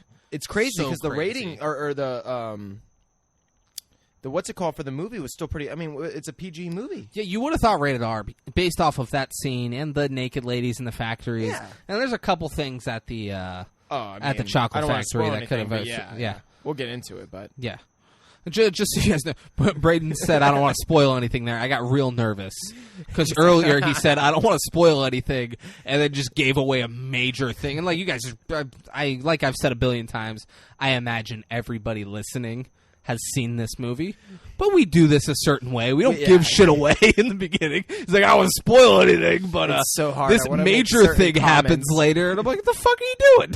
Like, we're actually almost to the part that I want to express. So I can't wait till we get there. Yeah. Charlie didn't really get beaten to death. Mr. Joe Peck finds him in the crowd. He's like, get away from the boy. He's about to get beat. And real quick, the crowd wasn't like hostile towards him. They're all like, oh, let's see the ticket. Like, they're excited. No, one person literally says, don't kill him. It's Mr. Joe Peck. Okay. He's like, come on, you're gonna kill the boy. Get out of there. Like, people just are grabbing him. Yeah, because they're crowding them. They're being rough, but it's more excitement over the ticket. It's not like, hey kid, I'm gonna fuck you up. Give me that ticket.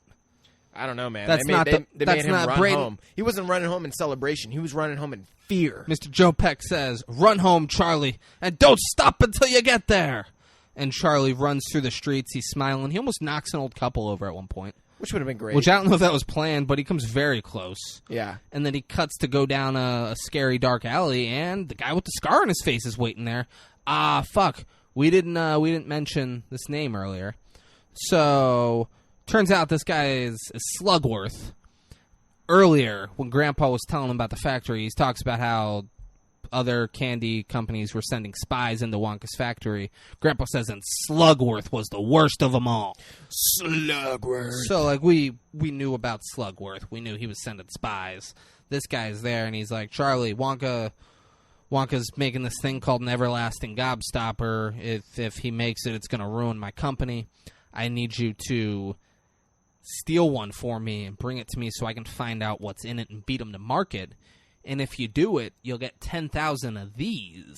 And I don't know what it was, but it was some kind of bill that he flipped through and fanned.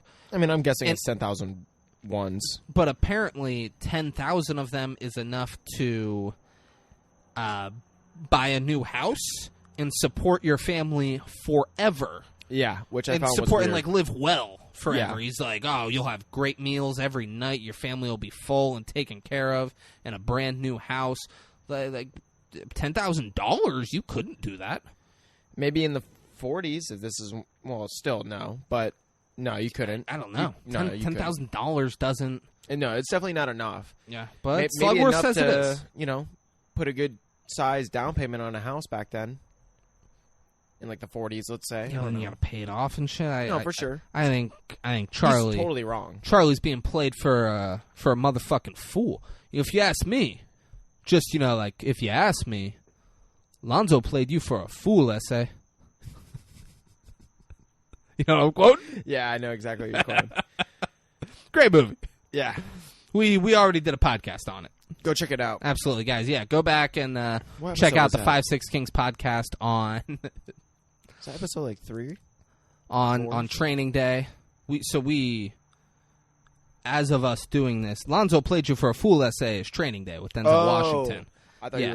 you were doing Alpha Dog. No, that's your brother. He's my boy, and I love him, but he's acting a motherfucking fool right now. I thought you were quoting Vargas, actually. Vargas. The guy I'm supposed to box. Yeah, Fernando Vargas. No, so, since this is in the future, I'm saying that by the time this comes out, we'll have done the Training Day episode by now. Yeah. I'm sure.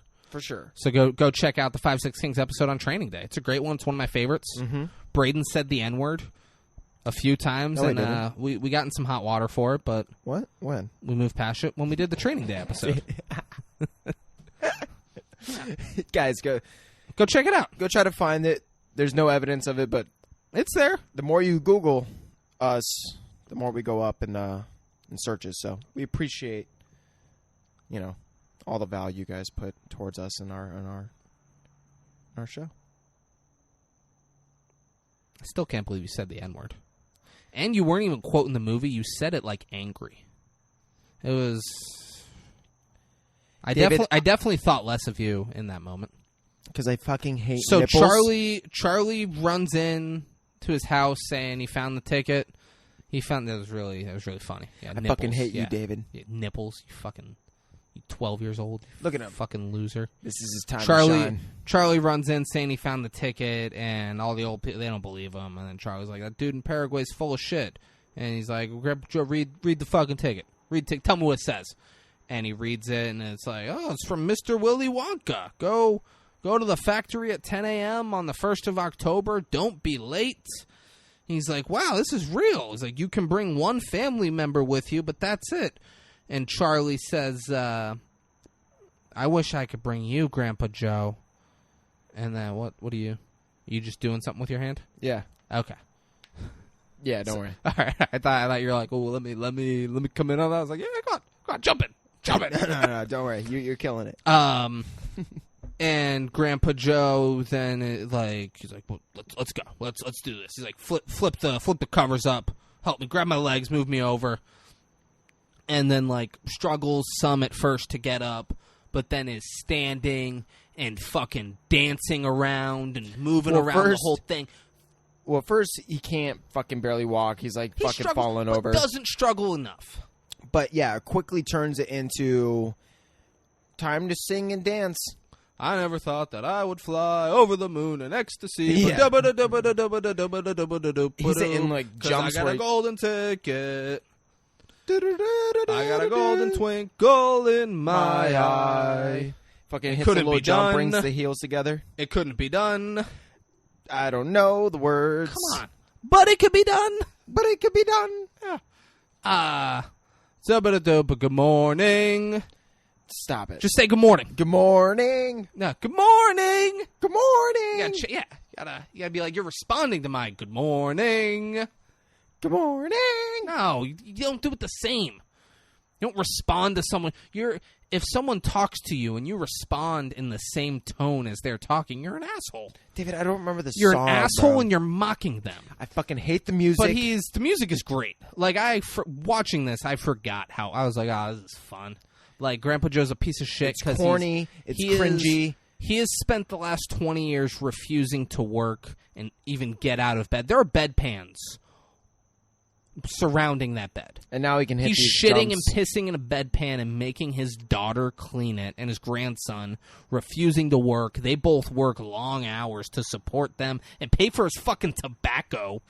And then he's like, I can go to a chocolate factory? I've always wanted to go to a chocolate factory. Why don't I run around the room and dance and click my heels together and sing? There's no way around it other than Grandpa Joe is the biggest piece of shit in the world. And manipulative. Because if you think about it, why is Charlie choosing him over his mom? Like, come on. Yes. Mom who works her ass off, she'd love to go to a chocolate factory for a day. And she's still in her prime. Are you kidding me? She's young enough to really be sprungy and be in there and protect Charlie. Who the fuck is Grandpa Joe? You know? Shitting, can't even get out of bed. But he brings him. That's a manipulative piece of shit right there. Protect him? Yeah. What would they... So, yeah, weird shit happens in the chocolate factory. Like, spoiler, there's no way they thought any of that crazy shit was going to happen. There's no way they were like, someone's going to need to protect Charlie in there. Yeah, I guess you're right. This is the happiest place in the world. We got to protect him in there. I'm a very suspicious person, David. And so, like, fuck this dude. He's going. Turns out the first is tomorrow. This happened the day before. You think there'd be a little bit more time? What if the candy store was slow that day? What if they closed early? What if they didn't sell any Wonka bars? He got sick. He had to go home. Yeah, Closed early. like that's crazy. You're not going to have Just the fifth? only 4 people are going. Yeah. Fuck it. Charlie then tells Grandpa Joe about Slugworth. Now it's the big day. Everyone's at the factory. There's tons of people. News are there. There's a marching band. All the golden ticket people are there. Slugworth's there.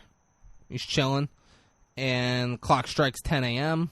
Wonka comes out. It's Gene Wilder. And if you guys don't know who Gene Wilder is, he's the doctor in Young Frankenstein. He's in Blazing Saddles. He's in Silver Streak with Richard Pryor.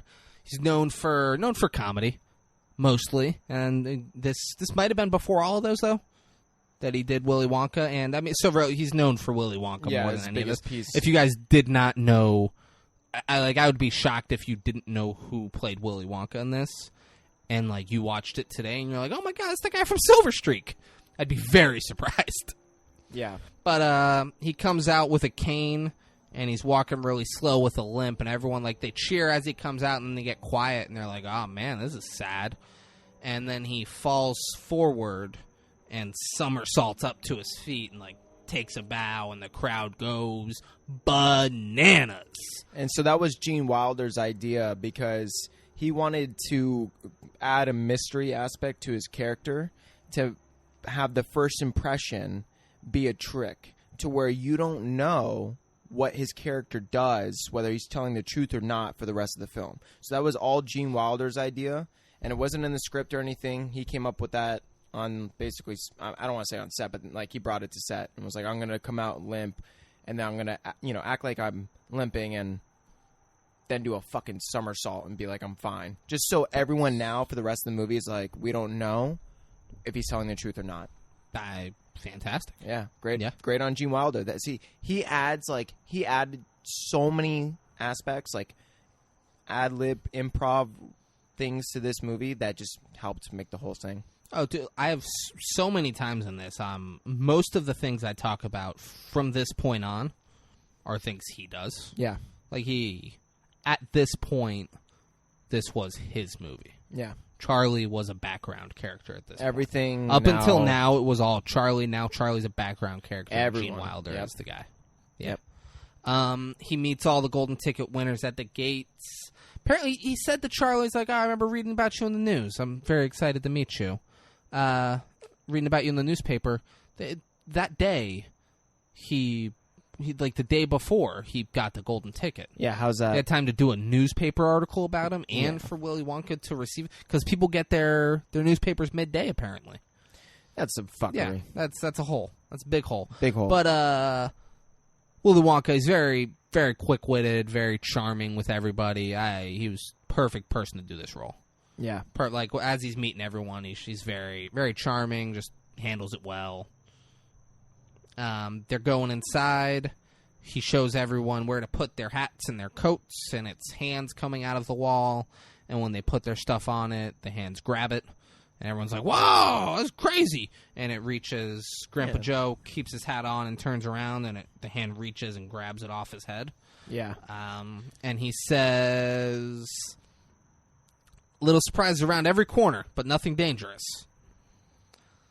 And he's kind of like up on a, it's not really, but it's like almost like a little stage where behind him is like a big contract that's like on the wall.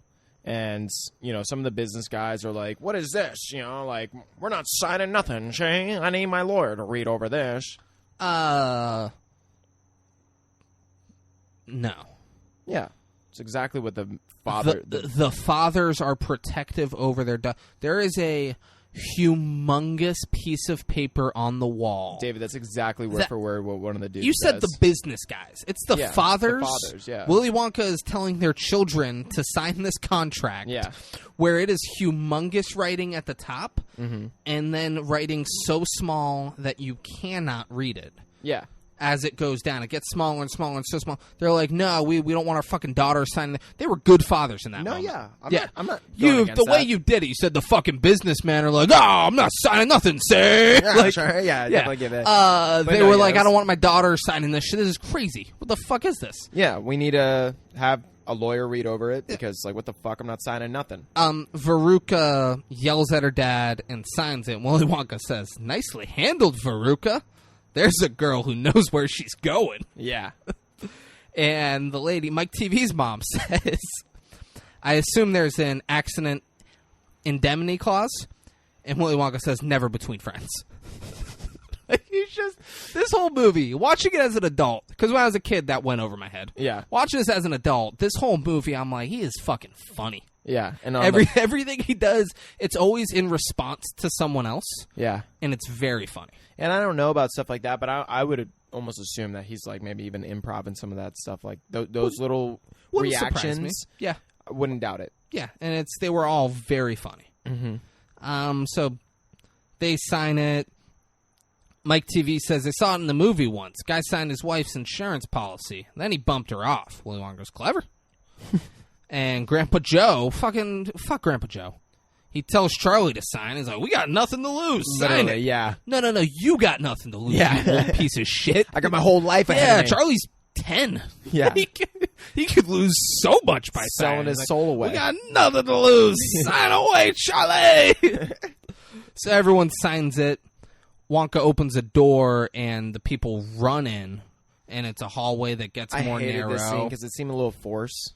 I mean, why did they all run in? Like you don't see a door at the other end. You wouldn't run in the hallway and then be like, "Oh no, what are we doing in here?" You would walk in and be like, "What the fuck?" Yeah. Wonka closes the door and walks in. And he's like, "Look for the door," and they're like, "There is no door over here." And he pushes through the crowd. He's hitting on the walls. He does a complete 180 and goes back to the door that he was at. And they're like, "It's the same door." And he's like, "Is it?" And he opens it. It's a new room. Yeah. Like, and the room gets smaller, like Alice in the Wonderland, going towards the main door. So, like, it's not that far. So before that, though, he explains to them, because the parents are like, we're not doing this. He's like, it's some kind of fun house Wonka. Yeah. And he's like, you having fun? Yeah. And, but they're like, we're done. We want to get out of here. And he's like, oh, you can't go backwards and get out. You gotta just keep going forward. It's the only way out. They're like, this fucking what the crazy. Fuck? So then walks down, and the hall starts getting smaller. Yeah, and by the point to like the last door of the hallway where this is the main door, he's basically like kneeling down, not kneeling down, but like squatting down is like how they make it seem the hallway is getting, like it's getting smaller and smaller. And then he's like, behind this is like my whole factory, and just kind of going on about the factory. And it's the entire nerve center of the Wonka factory. You're goddamn right, David. Yeah. And then shows like there's some crazy way to open the door, which is a piano. It's like, but it's not a full piano. It's just like a very small keyboard kind of thing. And he plays a specific song that one of the moms knows like what the song is. Do you? I forget. It's some classical song. It's a classical song. He does it, and then she says she's the name. Impressed. Yeah. Yeah. and then opens the door, and we go through. Now, I have a little fun fact. When we go through, we're in Charlie, or we're in Willy Wonka's We're in the factory. chocolate room, and you've seen it, Yeah. or you need to go see it. It's amazing. Mm-hmm. It's fucking crazy. Yeah. And little fun fact, the director kept all of the cast from actually going in the room to get their initial real reaction. So, I like that. But Including what's- Willy Wonka?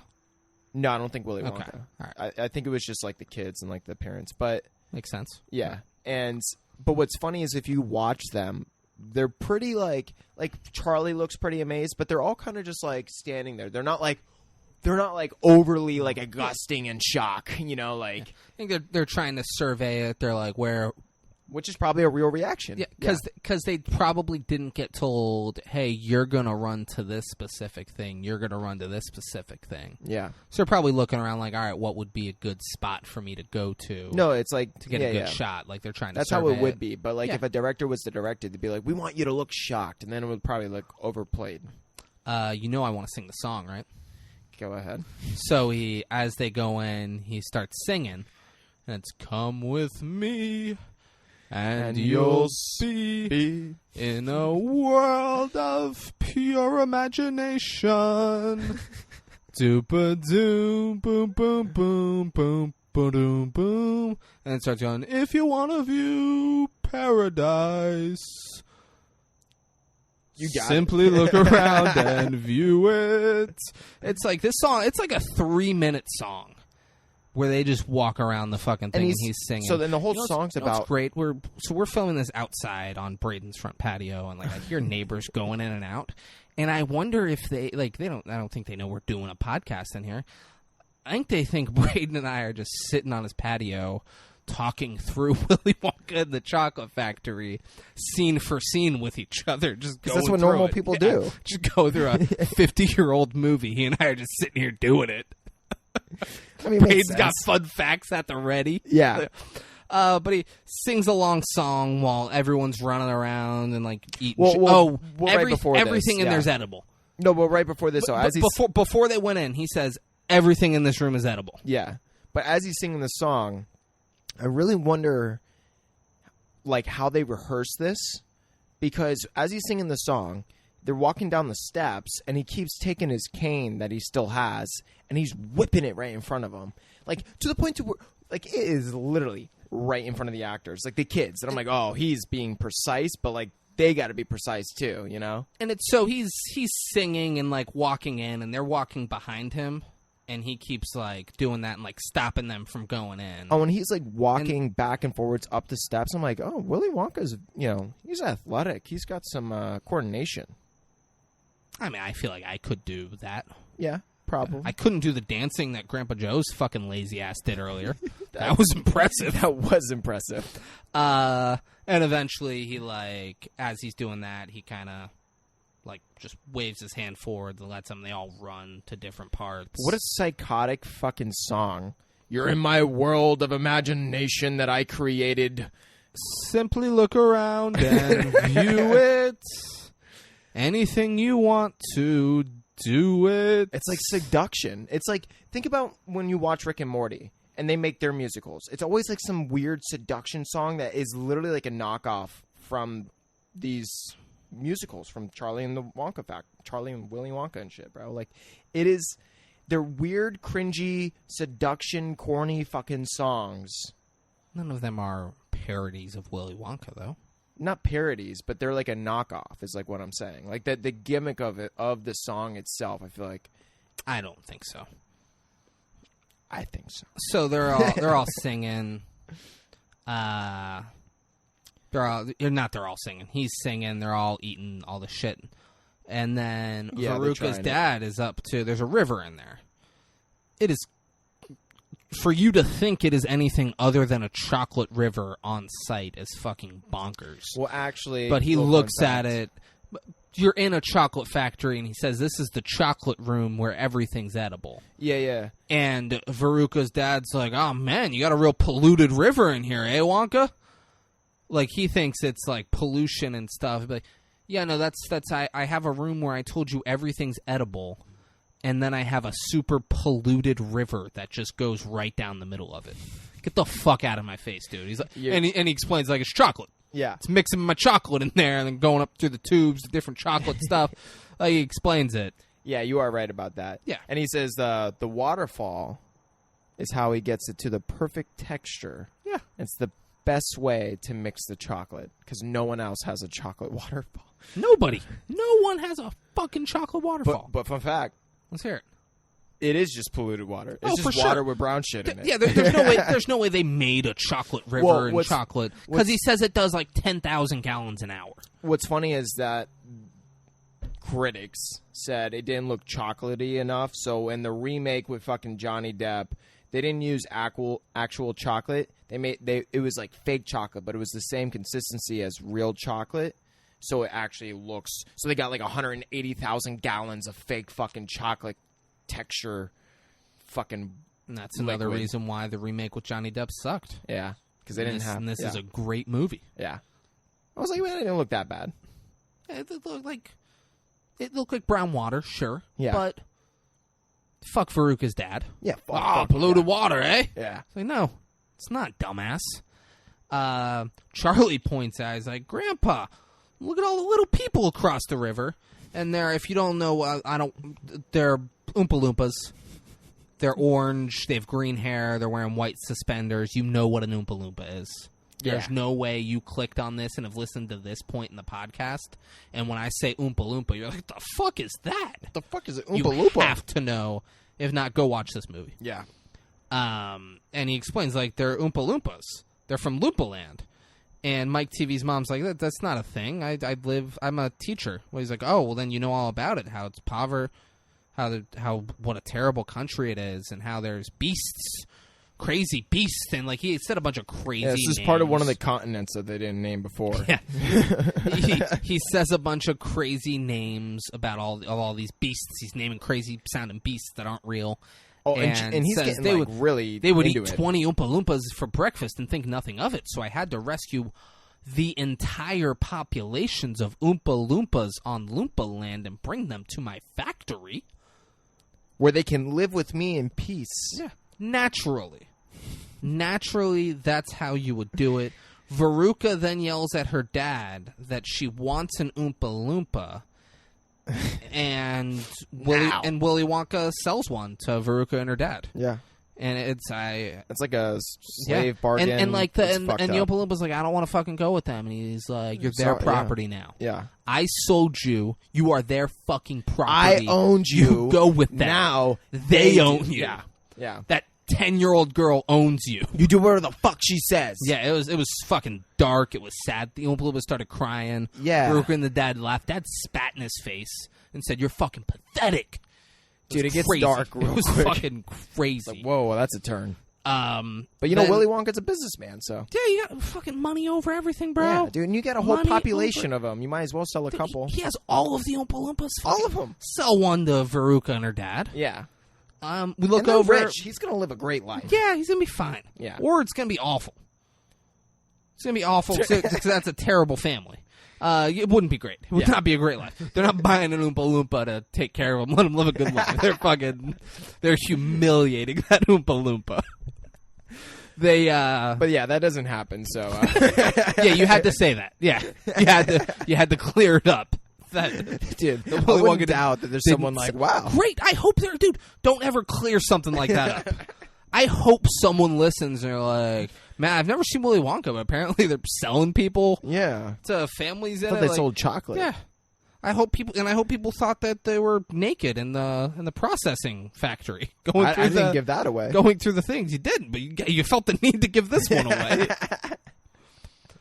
They look over. Augustus is down, and he by hand is scooping chocolate out of the chocolate river As and one and drinking would. it. So absolutely, I'm not even joking. If I went in there, he says everything's edible, and I see he says that's a chocolate river. But right before this, he ends his song. Yeah, but Augustus didn't see him over there. But I just want to say, as he ends his song, another little fun fact, he's sipping a cup that he ends up taking a bite out of. That actually was not edible. It was wax. Yes. Yeah. It was wax. Gene Wilder's like, it was fucking disgusting. Yeah. He had to spit it out.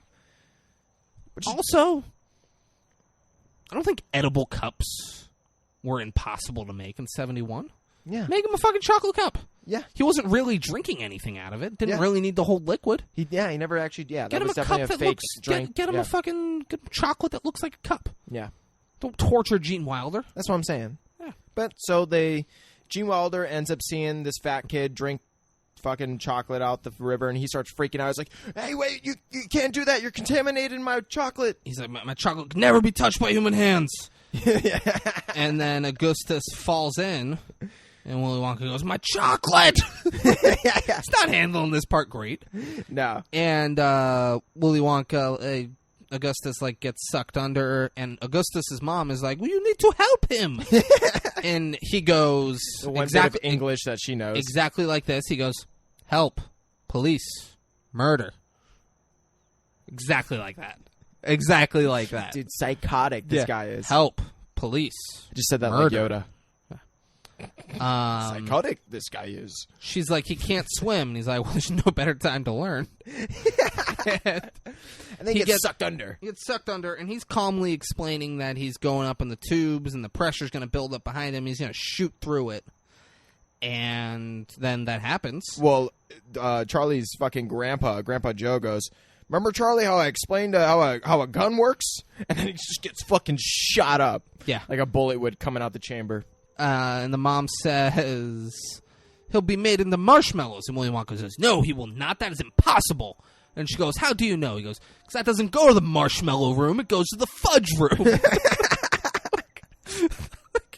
Which is so great. Then he pulls out a flute and does a and Oompa Loompa comes up, and he goes, "Take Miss Gloop to the fudge room, but look sharp, look sharp so her son Augustus doesn't get poured into the boiler."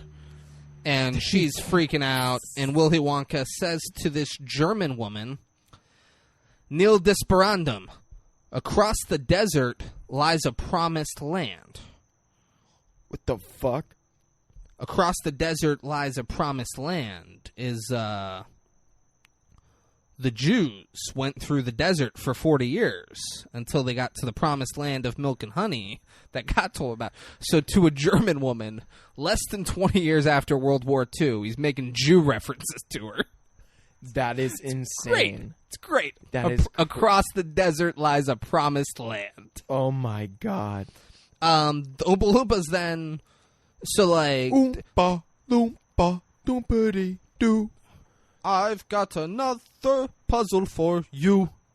Oompa Loompa Doompity Doo. D. D. If you are wise, you will listen to me.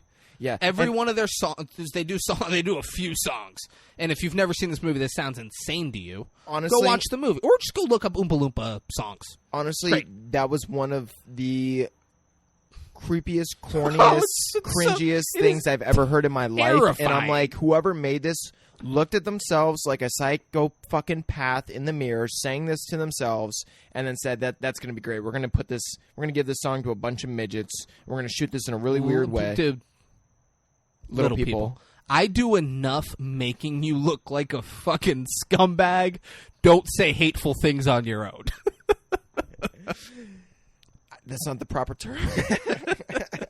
You can't be dropping M-bombs on the same episode where I lie and say you said the N-word a whole bunch. They sing a song about how fat Augustus is. And they got a song for everyone. Don't worry. There's a few songs. Yeah. Shit scares the fuck out of me. A boat then pulls up. Fun fact. They have an Oompa Loompa driving the boat. The director told the Oompa Loompa, swear to God, said you're actually driving it.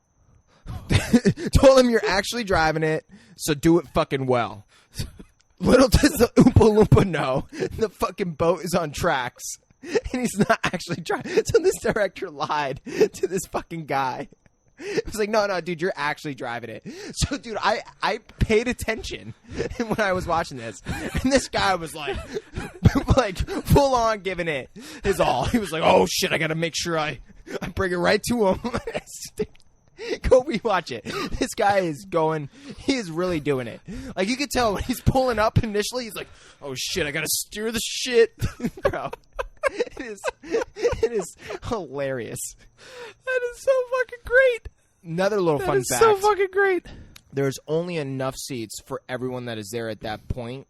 Trying to say that Gene Wilder's character actually knew someone was going to die or whatever the fuck at this point, not be with them. Willy Wonka knew. Yeah. Willy Wonka no, baby. Yeah, Willy so Wonka no. There's another little fun fact for you. And this scene scares the shit out of me too. So boat pulls up. The parents, except for Grandpa Joe, he's not skeptical at all. Yeah, but all the other parents are skeptical. I don't want to go on this. Yeah, but they all get on. Grandpa Joe says that Veruca, the little girl, needs a good kick in the pants. Because it was 71 and old men are allowed to say that about little girls who aren't their daughter or granddaughter or anything. Like you're allowed to just say that about other people's kids back then. Crazy. Mike TV's mom thinks she's going to get seasick. Willy Wonka offers her a rainbow drop and says if you suck on it, you'll spit 7 different colors. Violet says spitting's a nasty habit as she's picking her nose. And what does fucking Gene Wilder say? David, I know what he says. Please. I can think of a nastier one. Yeah. Which is a very, very weird comment to say. He said it because she's picking her nose. True. Yeah, like saying like she's picking, that's nastier than spitting. True. Yeah, it wasn't. It was still kind of a weird comment. No, she was picking her nose and saying spitting's a nasty habit, and he's like, I can think of a nastier one. Well, it gets much weirder. You fucking nose picking little cunt. He said that. David does not hold back. He said those words. I don't need you to tell the listener that I don't hold back. It's 2025. If they don't know this by now, what are they doing? You're goddamn right, David. But now they're like, which I'm surprised that no one actually made a ride of Willy Wonka. You know, like a theme park. Oh, they did. They did? I don't know. Oh. But I knew you didn't do like a bunch of research to find out. I've been in enough theme parks to where I feel like if someone made a Willy Wonka ride, I would know about it. What other countries have you been in other than the U.S.? What are the theme parks? That's totally wrong. And do you think like Europe and Asia and Australia, do you think they just don't have theme parks? Not like in the U.S., baby. You're out of your mind. Of course they do. I bet you Canada. Oh, you think there's another... I bet you Canada's got theme parks. You think they got another Islands of Adventure and a Universal dual park connected like in Orlando? I don't think so. They might have like a fucking Six Flags somewhere, but it doesn't duel in comparison. So I don't know, but I imagine they have no, they probably theme do. parks in I'm other, sure in other countries. They probably got some dope ones. I like saying Mexico has 32 water parks. Yeah, but are they like SeaWorld? I like how... I guess that wasn't a real quote, but when I reference South Park, you never know what I'm talking about. And you insist on referencing South Park all the time. Guys, it's 2025. If you're listening to this, Braden has probably referenced South Park 5,000 times at this point. Yeah. The Baby Farts McGeezak episode. Okay. They have all the space cash. Yeah. Mexico spent theirs when no one was spending it yet, and they spent it on water parks. God damn it, Mexico. They built Someone's 32 water Mexico parks. to get it under control. They built 18 hospitals and 32 water parks. They get the world leaders all on the same call, and they're like, what the fuck is Mexico doing? So the boat starts going backwards. It's going fast. They're picking up speed. The walls are showing crazy, like animals' heads getting cut off. This lizards, is like maggots, some demonic symbolism, fucked up shit. Disgusting things. And as this is all happening, it's pitch black, and the walls showing that. Also shows Slugworth's face really quick. Yeah, but and Charlie catches it, showing a bunch of bugs like eating each other and shit. It's crazy. As they're going, Willy Wonka's going, I don't know which way we're going. Zupa dupa dupa ba-da-ba-da-ba-ba-ba. I don't know this one. And then like, Oh, he gets crazy with it. are the fires of hell a-rowing? Well, it must be because the rowers keep rowing. He's screaming. He has a fucking crazy look in his eye. And like, there's no other thing to think than, oh, we are. This guy wanted to murder 10 people, and that's why he brought us here. Yeah. He's like, it would be really fun for me. I'm going out. I'm done. I'm done in the chocolate business. I want to kill people. I'm bringing 10 people. I'm killing them, and then I'm hanging it up. Like, if you didn't know that this was now not a comedy or a little adventurous movie, and this is like a psychotic thriller, this is the moment. He is, because I'm not, he is screaming. But like a psychopath. Like, Yeah, and he's rhyming. He's screaming and rhyming. Yeah. Everything. And you're like, oh my God, we are fucking done. Veruca's dad says, all right, that's enough. And Willy Wonka goes, you're right, stop. And it goes pitch black, and then the lights come on, and they're where they need to be. So we're here. He's like, all right, let's go. Oh, but right before this all happened, one of the fathers said to the other father, he's like, hey, what business are you in? And the guy just looks at him and says, nuts. And that's it. The guy gets like, He's makes like, like huh. a weird face. All right. Shit, all right. Yeah. All white people, also. Yeah. Different countries of origin, but not one black person got to go to the chocolate factory. Yeah. That's Latin. fucked up. Charlie, there's Spanish. in the Johnny Depp one. Were there any black people in there? I can't remember. Great if Veruca or Augustus were black, and that was it. Yeah. In the new one, I guarantee you. There's probably. Guarantee you. It's got to be. Charlie's gonna be black. Is that Yeah. Tim Kidd black? I'm not sure. Huh. I don't know. I haven't seen the movie. I probably skimmed through it too. Johnny Depp ship. No, the new one that's coming out. Oh, The one no. that came out before. Oh, the this main Johnny podcast. Depp or the main Willy Wonka? You're saying? Charlie. Oh, the I kid. don't. I don't know. I just saw the poster. Okay. Yeah, I haven't seen like Who's Willy Wonka? Is whoever that name is? Timothy the kid that's the Dune, the main character of the new movie Dune. He's playing Willy Wonka. Yeah. It's the vice president's son in Homeland. Is it Timothy Chalamet? Is he in your fucking movie, Interstellar? Yeah, he was. You yeah. see is McConaughey's son? Yeah, Who yeah. turns into Casey Affleck? Yeah. Yeah. Yeah, yeah. He's the That's vice him. president's son in Homeland. Oh, okay, yeah. I was thinking of a different show for a second. Don't. Sorry. All right? Okay. Don't think of different shows. Also, since 2025, I can't believe that how great the Homeland spinoff is, where they're like, oh, we're going to do a spinoff on Quinn before he met Carrie and Saul and all them, and when he was just working for Dara Dahl and doing shit for David Estes, like, so badass. And, like, Yeah. the fact that they waited as long as they did to start it is beyond me, because, like, it's just so... Quinn was such a great character on that show, and, like, if anyone deserved a spinoff from it, it's him. And, like, And obviously they knew that and did it. Yeah. And you know, I couldn't have said it any better. No, you couldn't have. I couldn't have. On that one, we agree. Yeah. So they're there, and it says the inventing room, and they all go. There's a list of creams outside, and no, they're outside the inventing room, and he speaks in German. And so I Googled. I was curious what he said. He spoke in French earlier too. I was going to Google that, but when I Googled this, I wanted to see what he said in German. And I Googled it, and before I could find it, I don't know what he said in German. I decided to give up on that because I found several articles that are theories that Willy Wonka was a Nazi scientist who then got in the chocolate business after the war and changed his name.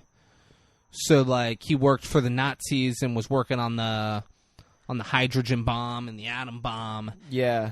And how to torture and murder and exterminate a race of people. And then the war ended, and he's like, I got to do something. Why don't I go into chocolate? I'll change my name to Willy Wonka, and I'll open a chocolate factory. I love that theory more than anything else I've read in the last Well, that last theory year. stems from another conspiracy that is all the major, like, scientists that were working for Germany at the time. They fucking spread out. And No, the U.S. ended up taking the majority of all of them See- and created NASA from it. But So now there's like a big conspiracy that so you know the Wonka factory is not in the U.S. Yeah, where is it taking place? It's somewhere in Europe. That's what. Yeah. It seemed like it was. Yeah. But it's so similar that I'm guessing that stemmed from that conspiracy. Could. Yeah. But I love that that's a thing that people spent time, and were like, we think they were like, that's what they were going for in this movie. Yeah. That Willy Wonka was a former Nazi scientist who then got in the chocolate business and dominated the chocolate business. Yeah.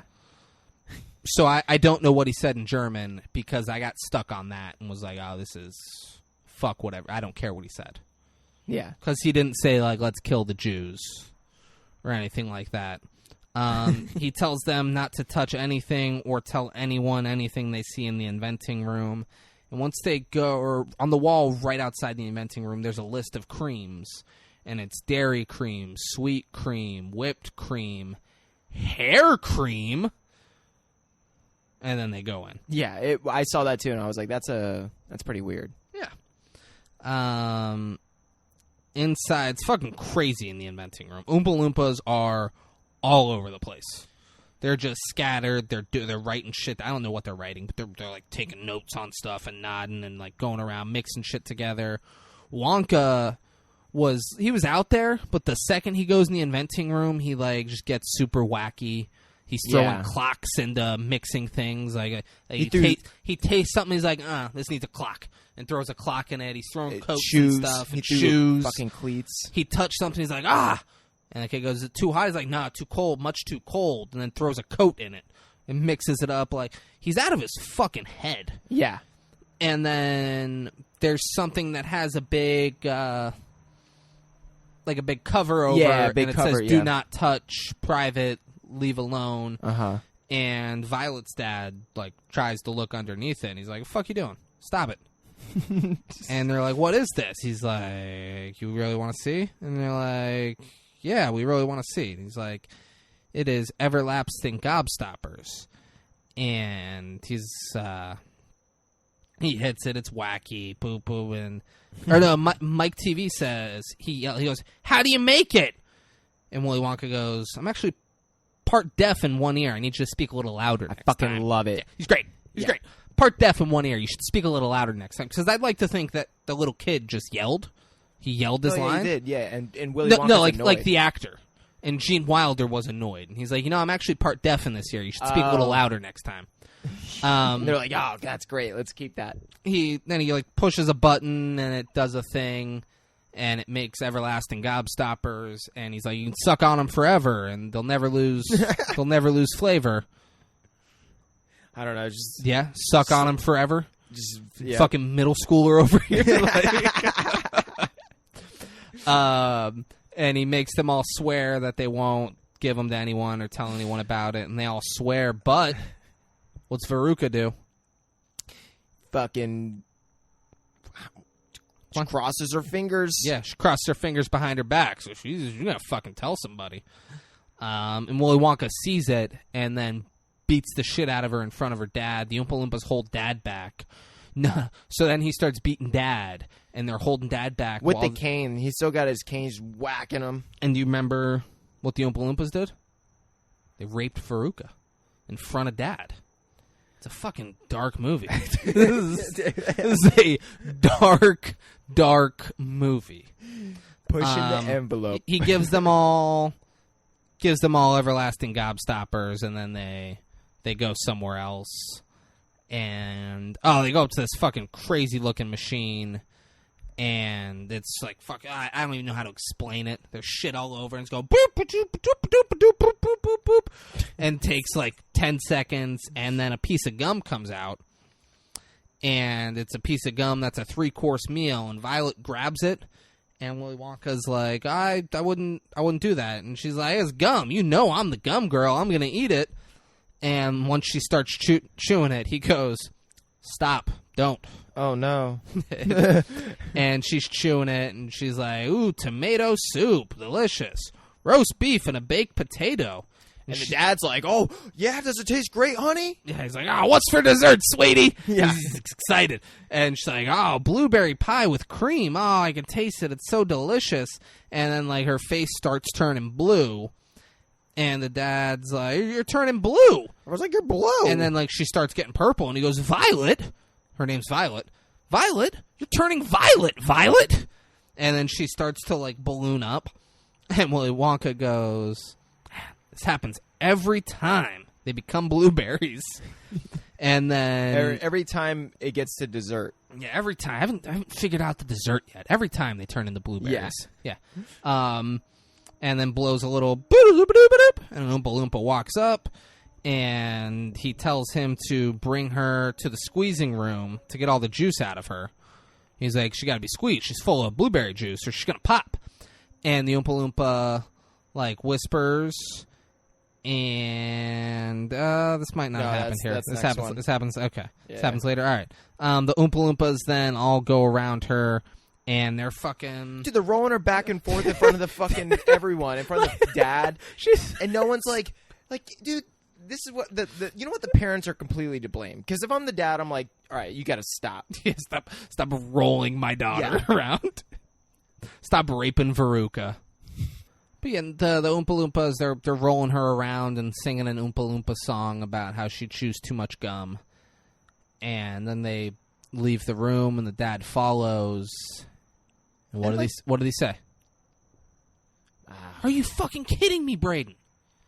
He goes, "I got a blueberry for a daughter." Oh, yeah, it's like, dude, come on, this is just a forced line. Like, it's the perfect line. Fuck you. For you, if anything, it's like, "I got a blueberry for a daughter." I'm not even kidding. I've said that in my regular life multiple times.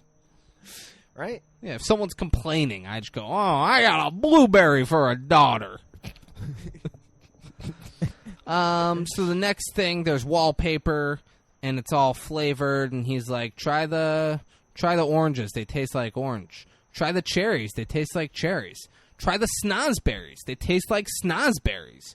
And Veruca goes, "Who'd ever heard of a snozberry?" And he grabs her face with her tongue sticking out and says, "We are the music makers, and we are the dreamers of dreams." He's a goddamn psychopath. That's such a... You grabbed a little girl by the face and asking you. that crazy thing to her. Yeah. Little fun fact, the wallpaper was actually editable, but it tasted like complete shit, so everyone fucking hated it. And they're like, what an unsanitary thing. Why would someone create this? They made edible wallpaper, but made Gene Wilder bite into fucking wax. Yeah. Fuck these people. That's what I'm saying. And they yelled at the Oompa Loompas, "You're driving the boat. You have to figure out how to drive the boat." He's like, "I don't know how to drive a boat." He's like, "You're gonna. Yeah. You're gonna do it. Either that or you're gonna crash. Yeah. You're gonna do it, or I want you off my set. How about that?" Yeah. You want to work in this town? Weeks going over how to fucking... Because he spent most of what he made off the movie learning how to drive a boat. Yeah. Because he's like, this will be my big break. He's like, I don't want to not be a part of this movie. He ended up making nothing off this movie. Yeah, because he spent it all on boat lessons. Yeah. Fucked up. Goes into a room where there are fizzy lifting drinks. He doesn't let them drink any, and then he walks out. He's like, it hasn't been perfected yet. Yeah. He's like, it hasn't been perfected. You guys will be floating around the place. So Wonka leaves, and Grandpa Joe, the piece of shit, has Charlie hang back with him, and he's like, let's try some. Yeah, let's fucking do it. Pops it open. He takes a sip. Charlie takes a sip. And he's like, I don't feel anything. Well, let's go. And then Charlie starts floating up, and Grandpa Joe starts floating up. Like, fuck this old man. Yeah. Honestly. Hey, let's... Mr. Wonka told us not to drink his fizzy lifting stuff, but let's do it anyways. Like, fuck you. Come on. And they're, like, floating up.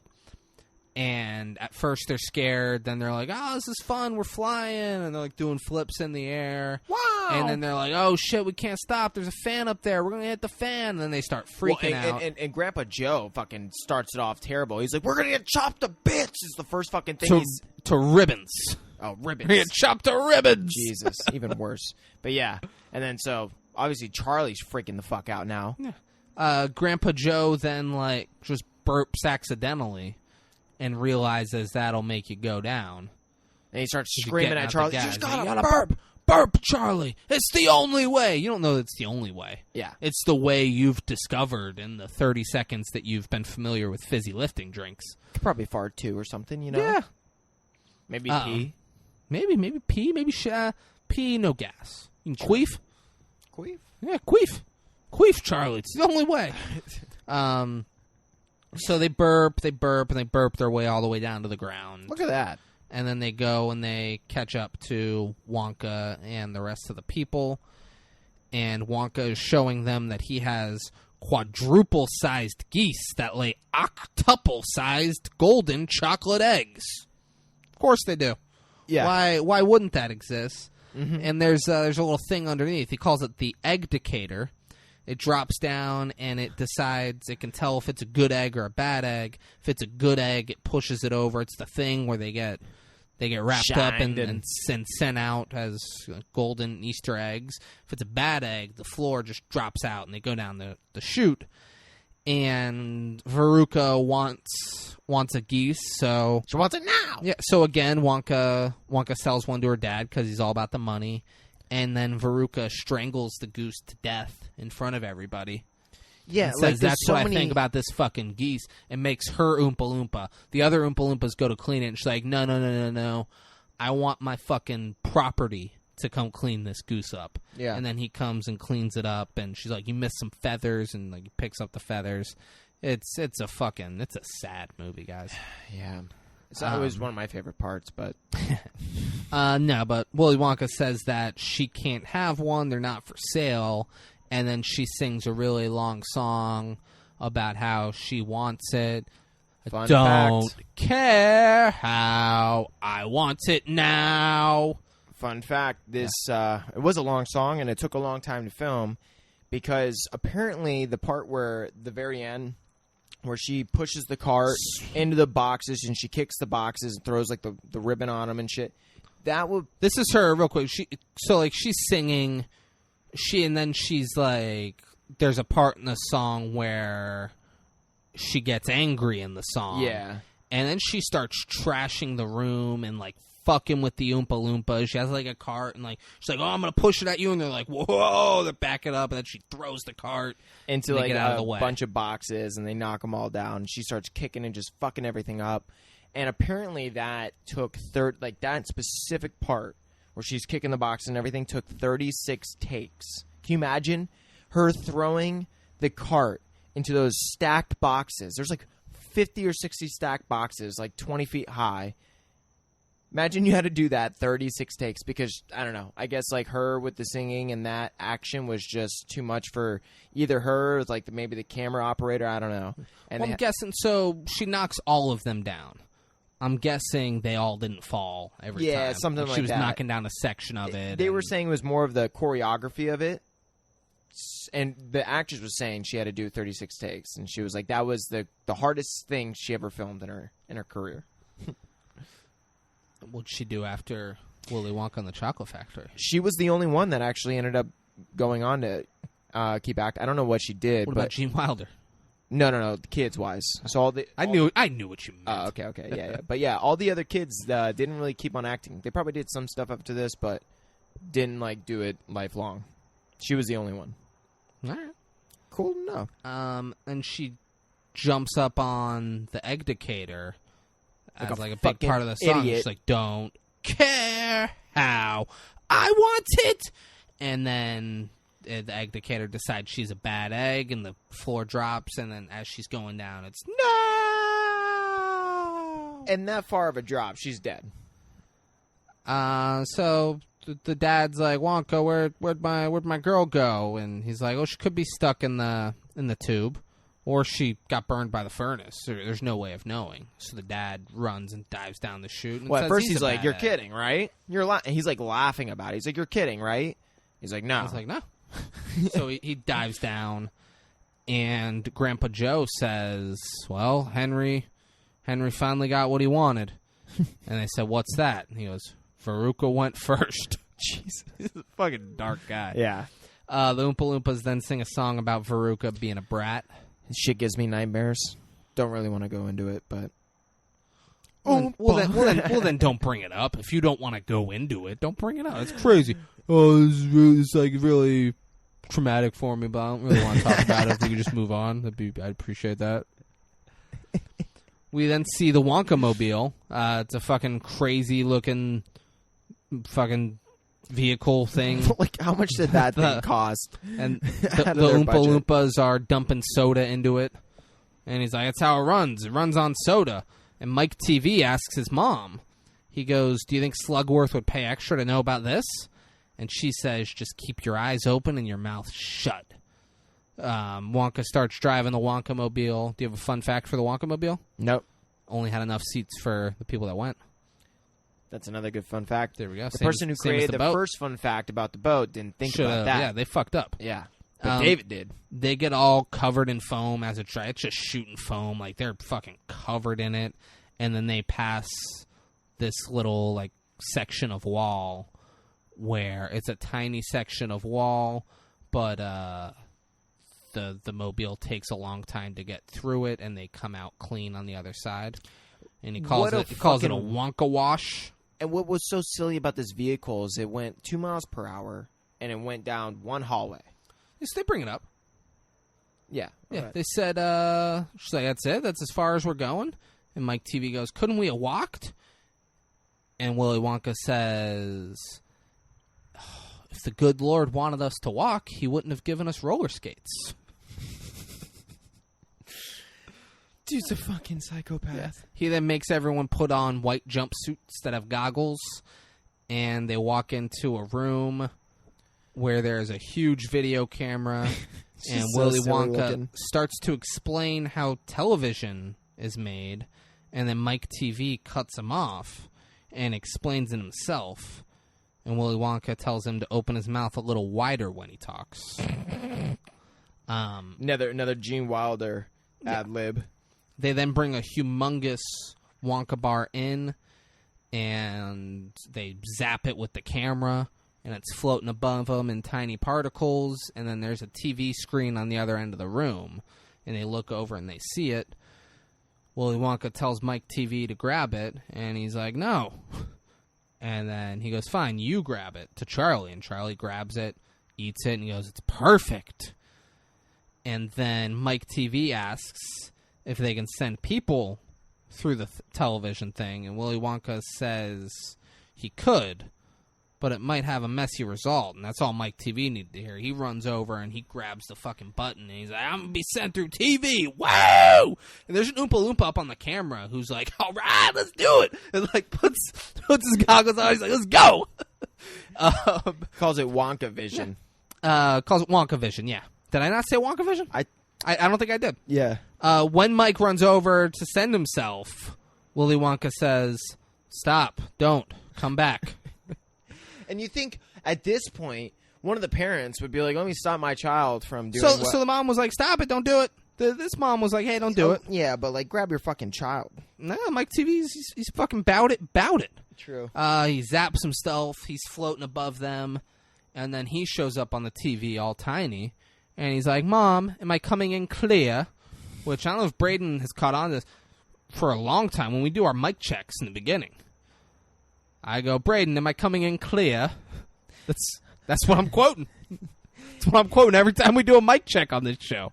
Am I coming in clear? Yes, you are, David. He did not have a British accent this entire movie. But for that 1 second, he did. Mom, am I coming in clear? I said, am I coming in clear, mother? And that's probably how he actually talks. Like, that's his, like, native tongue and fucking accent, and just forgot. And they were like, fuck it. We only had that one take.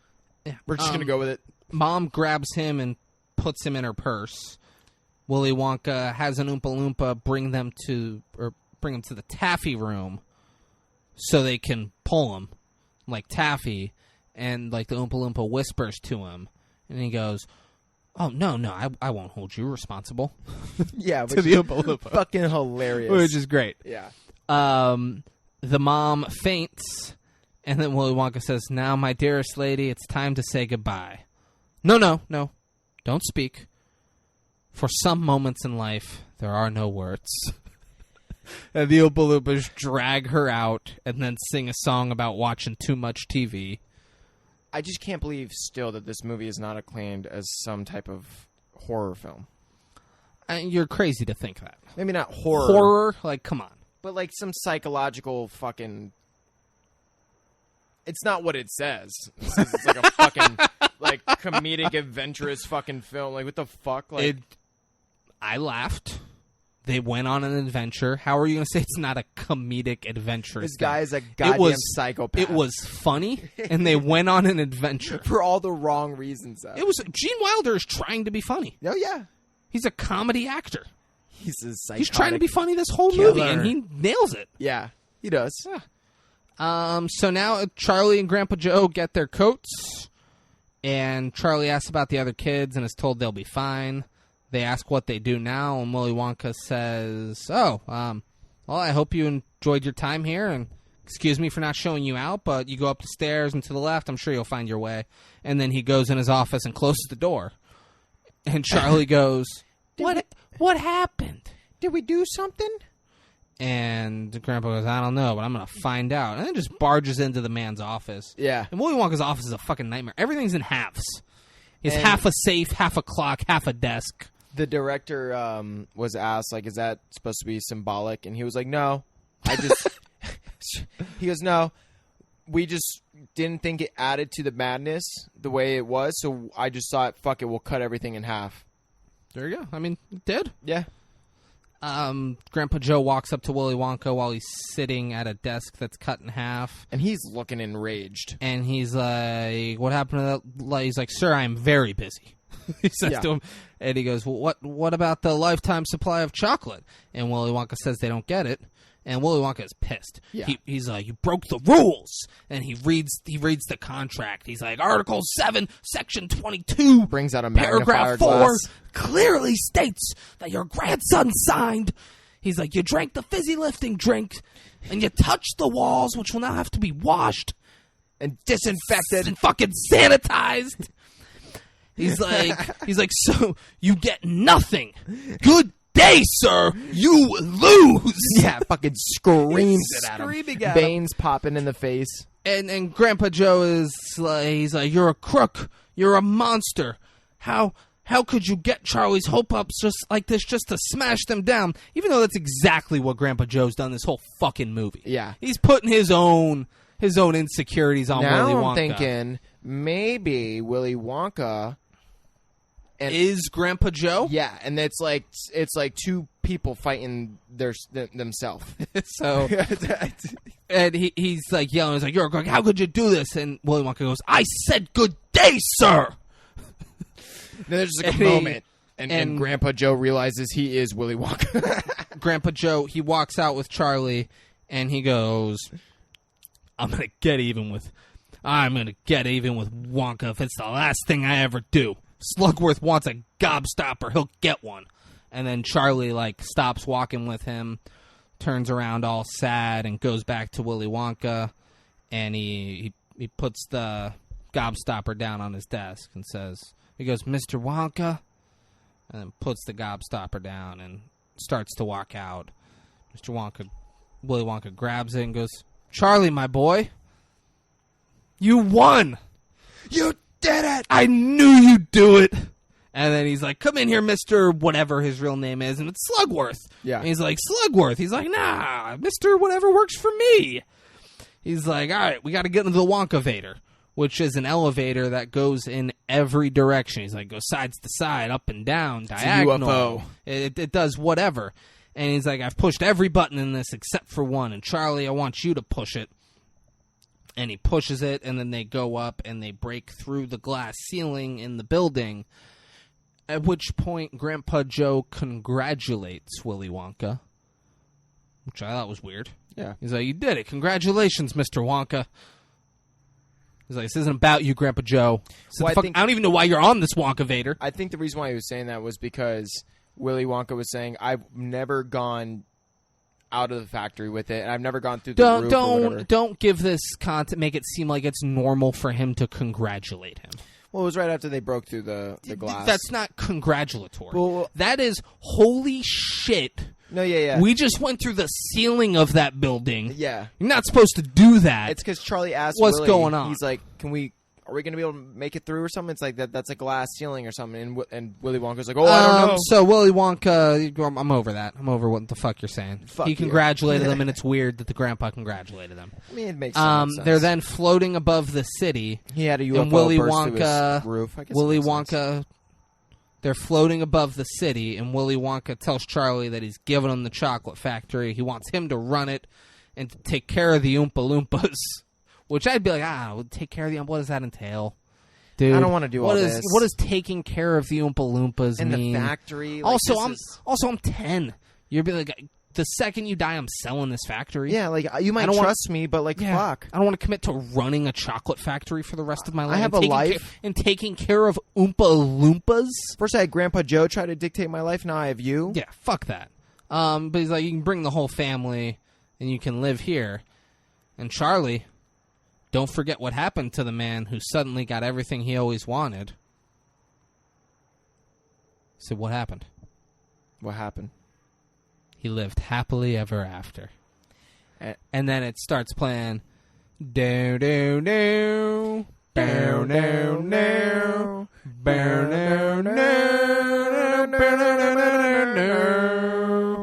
As they're floating above the city and the credits roll, and that was Willy Wonka and the Chocolate Factory, guys. Little fun fact at the end: the grandpa, the last line was supposed to be Grandpa Joe, as they're going straight up in the air, him saying "Yippee!" But instead they changed. I would have hated it. Does Grandpa Joe get the last line? No, that's what it was. Yeah. I would have hated it if Grandpa Joe got the last line. Yeah, that was what it was originally the last thing. He is not the protagonist in this fucking movie. So the last lines that you send, Gene Wilder created within 5 minutes before they shot that. That's weird. Because he was going over, he's like, this isn't a good, we shouldn't end it with the last line being yippee from Grandpa Joe. So they're like, well, all right, Gene, go and think of something real quick. Gene, you've already carried this fucking movie to this point. Just keep carrying us. No, yeah, that's exactly. He nailed it. Yeah. He nailed it. He's like, so you got everything you ever wanted. So guys, that's Willy Wonka and the Chocolate Factory. Normally, this is the part where we say the movie we're doing next week, but we don't even know what next week is. This is the future. It's the future. What year is it? Who knows? So, guys, subscribe to the podcast if you haven't already on all platforms. There's probably even more platforms Apple now. Yeah, dude. Like, what if podcasts aren't a thing? We're in the metaverse. Yeah, dude. So, like, subscribe, download all the episodes, buy my avatar. Go to Subway, because Subway is giving us all that sweet money. Go to Subway and tell them the 5-6 Kings sent you. Follow us on Instagram at 56kings. That's FIVESIXKINGS. And send us an email on. Let us know what movies movies might not exist at this point. We're all just fucking in the meta. Yeah. Let us know what movies you want us to hear. You can DM us, or you can send us a Gmail, 56kings@gmail. Oh, just think about That's the cool movies. FIVESIXKINGS @gmail.com. What were you saying? I was just saying, think about all the cool movies that are out now in the future. Yeah, guys. Like, there's a movie for sure. Not for sure. But probably by the time you're listening to this, there's a movie that I've never even heard of that's come out. And you're like, dude, I want to hear him do this. We're probably on Fast and Furious 30, 33. At least. Right? At least. Who doesn't love a bunch of Vin Diesel fun? Toretto Tuesday. That's every Toretto fucking Tuesday. Tuesday. If you guys don't know about Toretto Tuesday, go check out his page. Oh, they know about Toretto. Toretto Tuesday's blown up at this point. Yeah. Check out that hashtag. Yeah. But guys, thank you for listening. I can't believe 10 million of you listen every single week. It's really, it's very humbling. I just sit in my luxurious mansion with Jeff Bezos' ex-wife. Just think, and what a I treat. just think about how lucky am I that so many people listen to our podcast. So thank you. Yep. Thank you. And Braden, when can they listen to us? Now that we're in the future. I'm gonna do that over, because I was gonna say when can they listen to us next. But you wouldn't say every motherfucking Monday, so that's why I kind of stuttered through that. And Braden, tell the people when they can listen to us. Every motherfucking Monday. Every motherfucking Monday. Yep. Guys, thank you so much. Oh, and Suave Smooth, congrats on that Grammy. Yeah. All right, guys. Peace out. Bitch, I'm from Palm Beach County. That's where I'm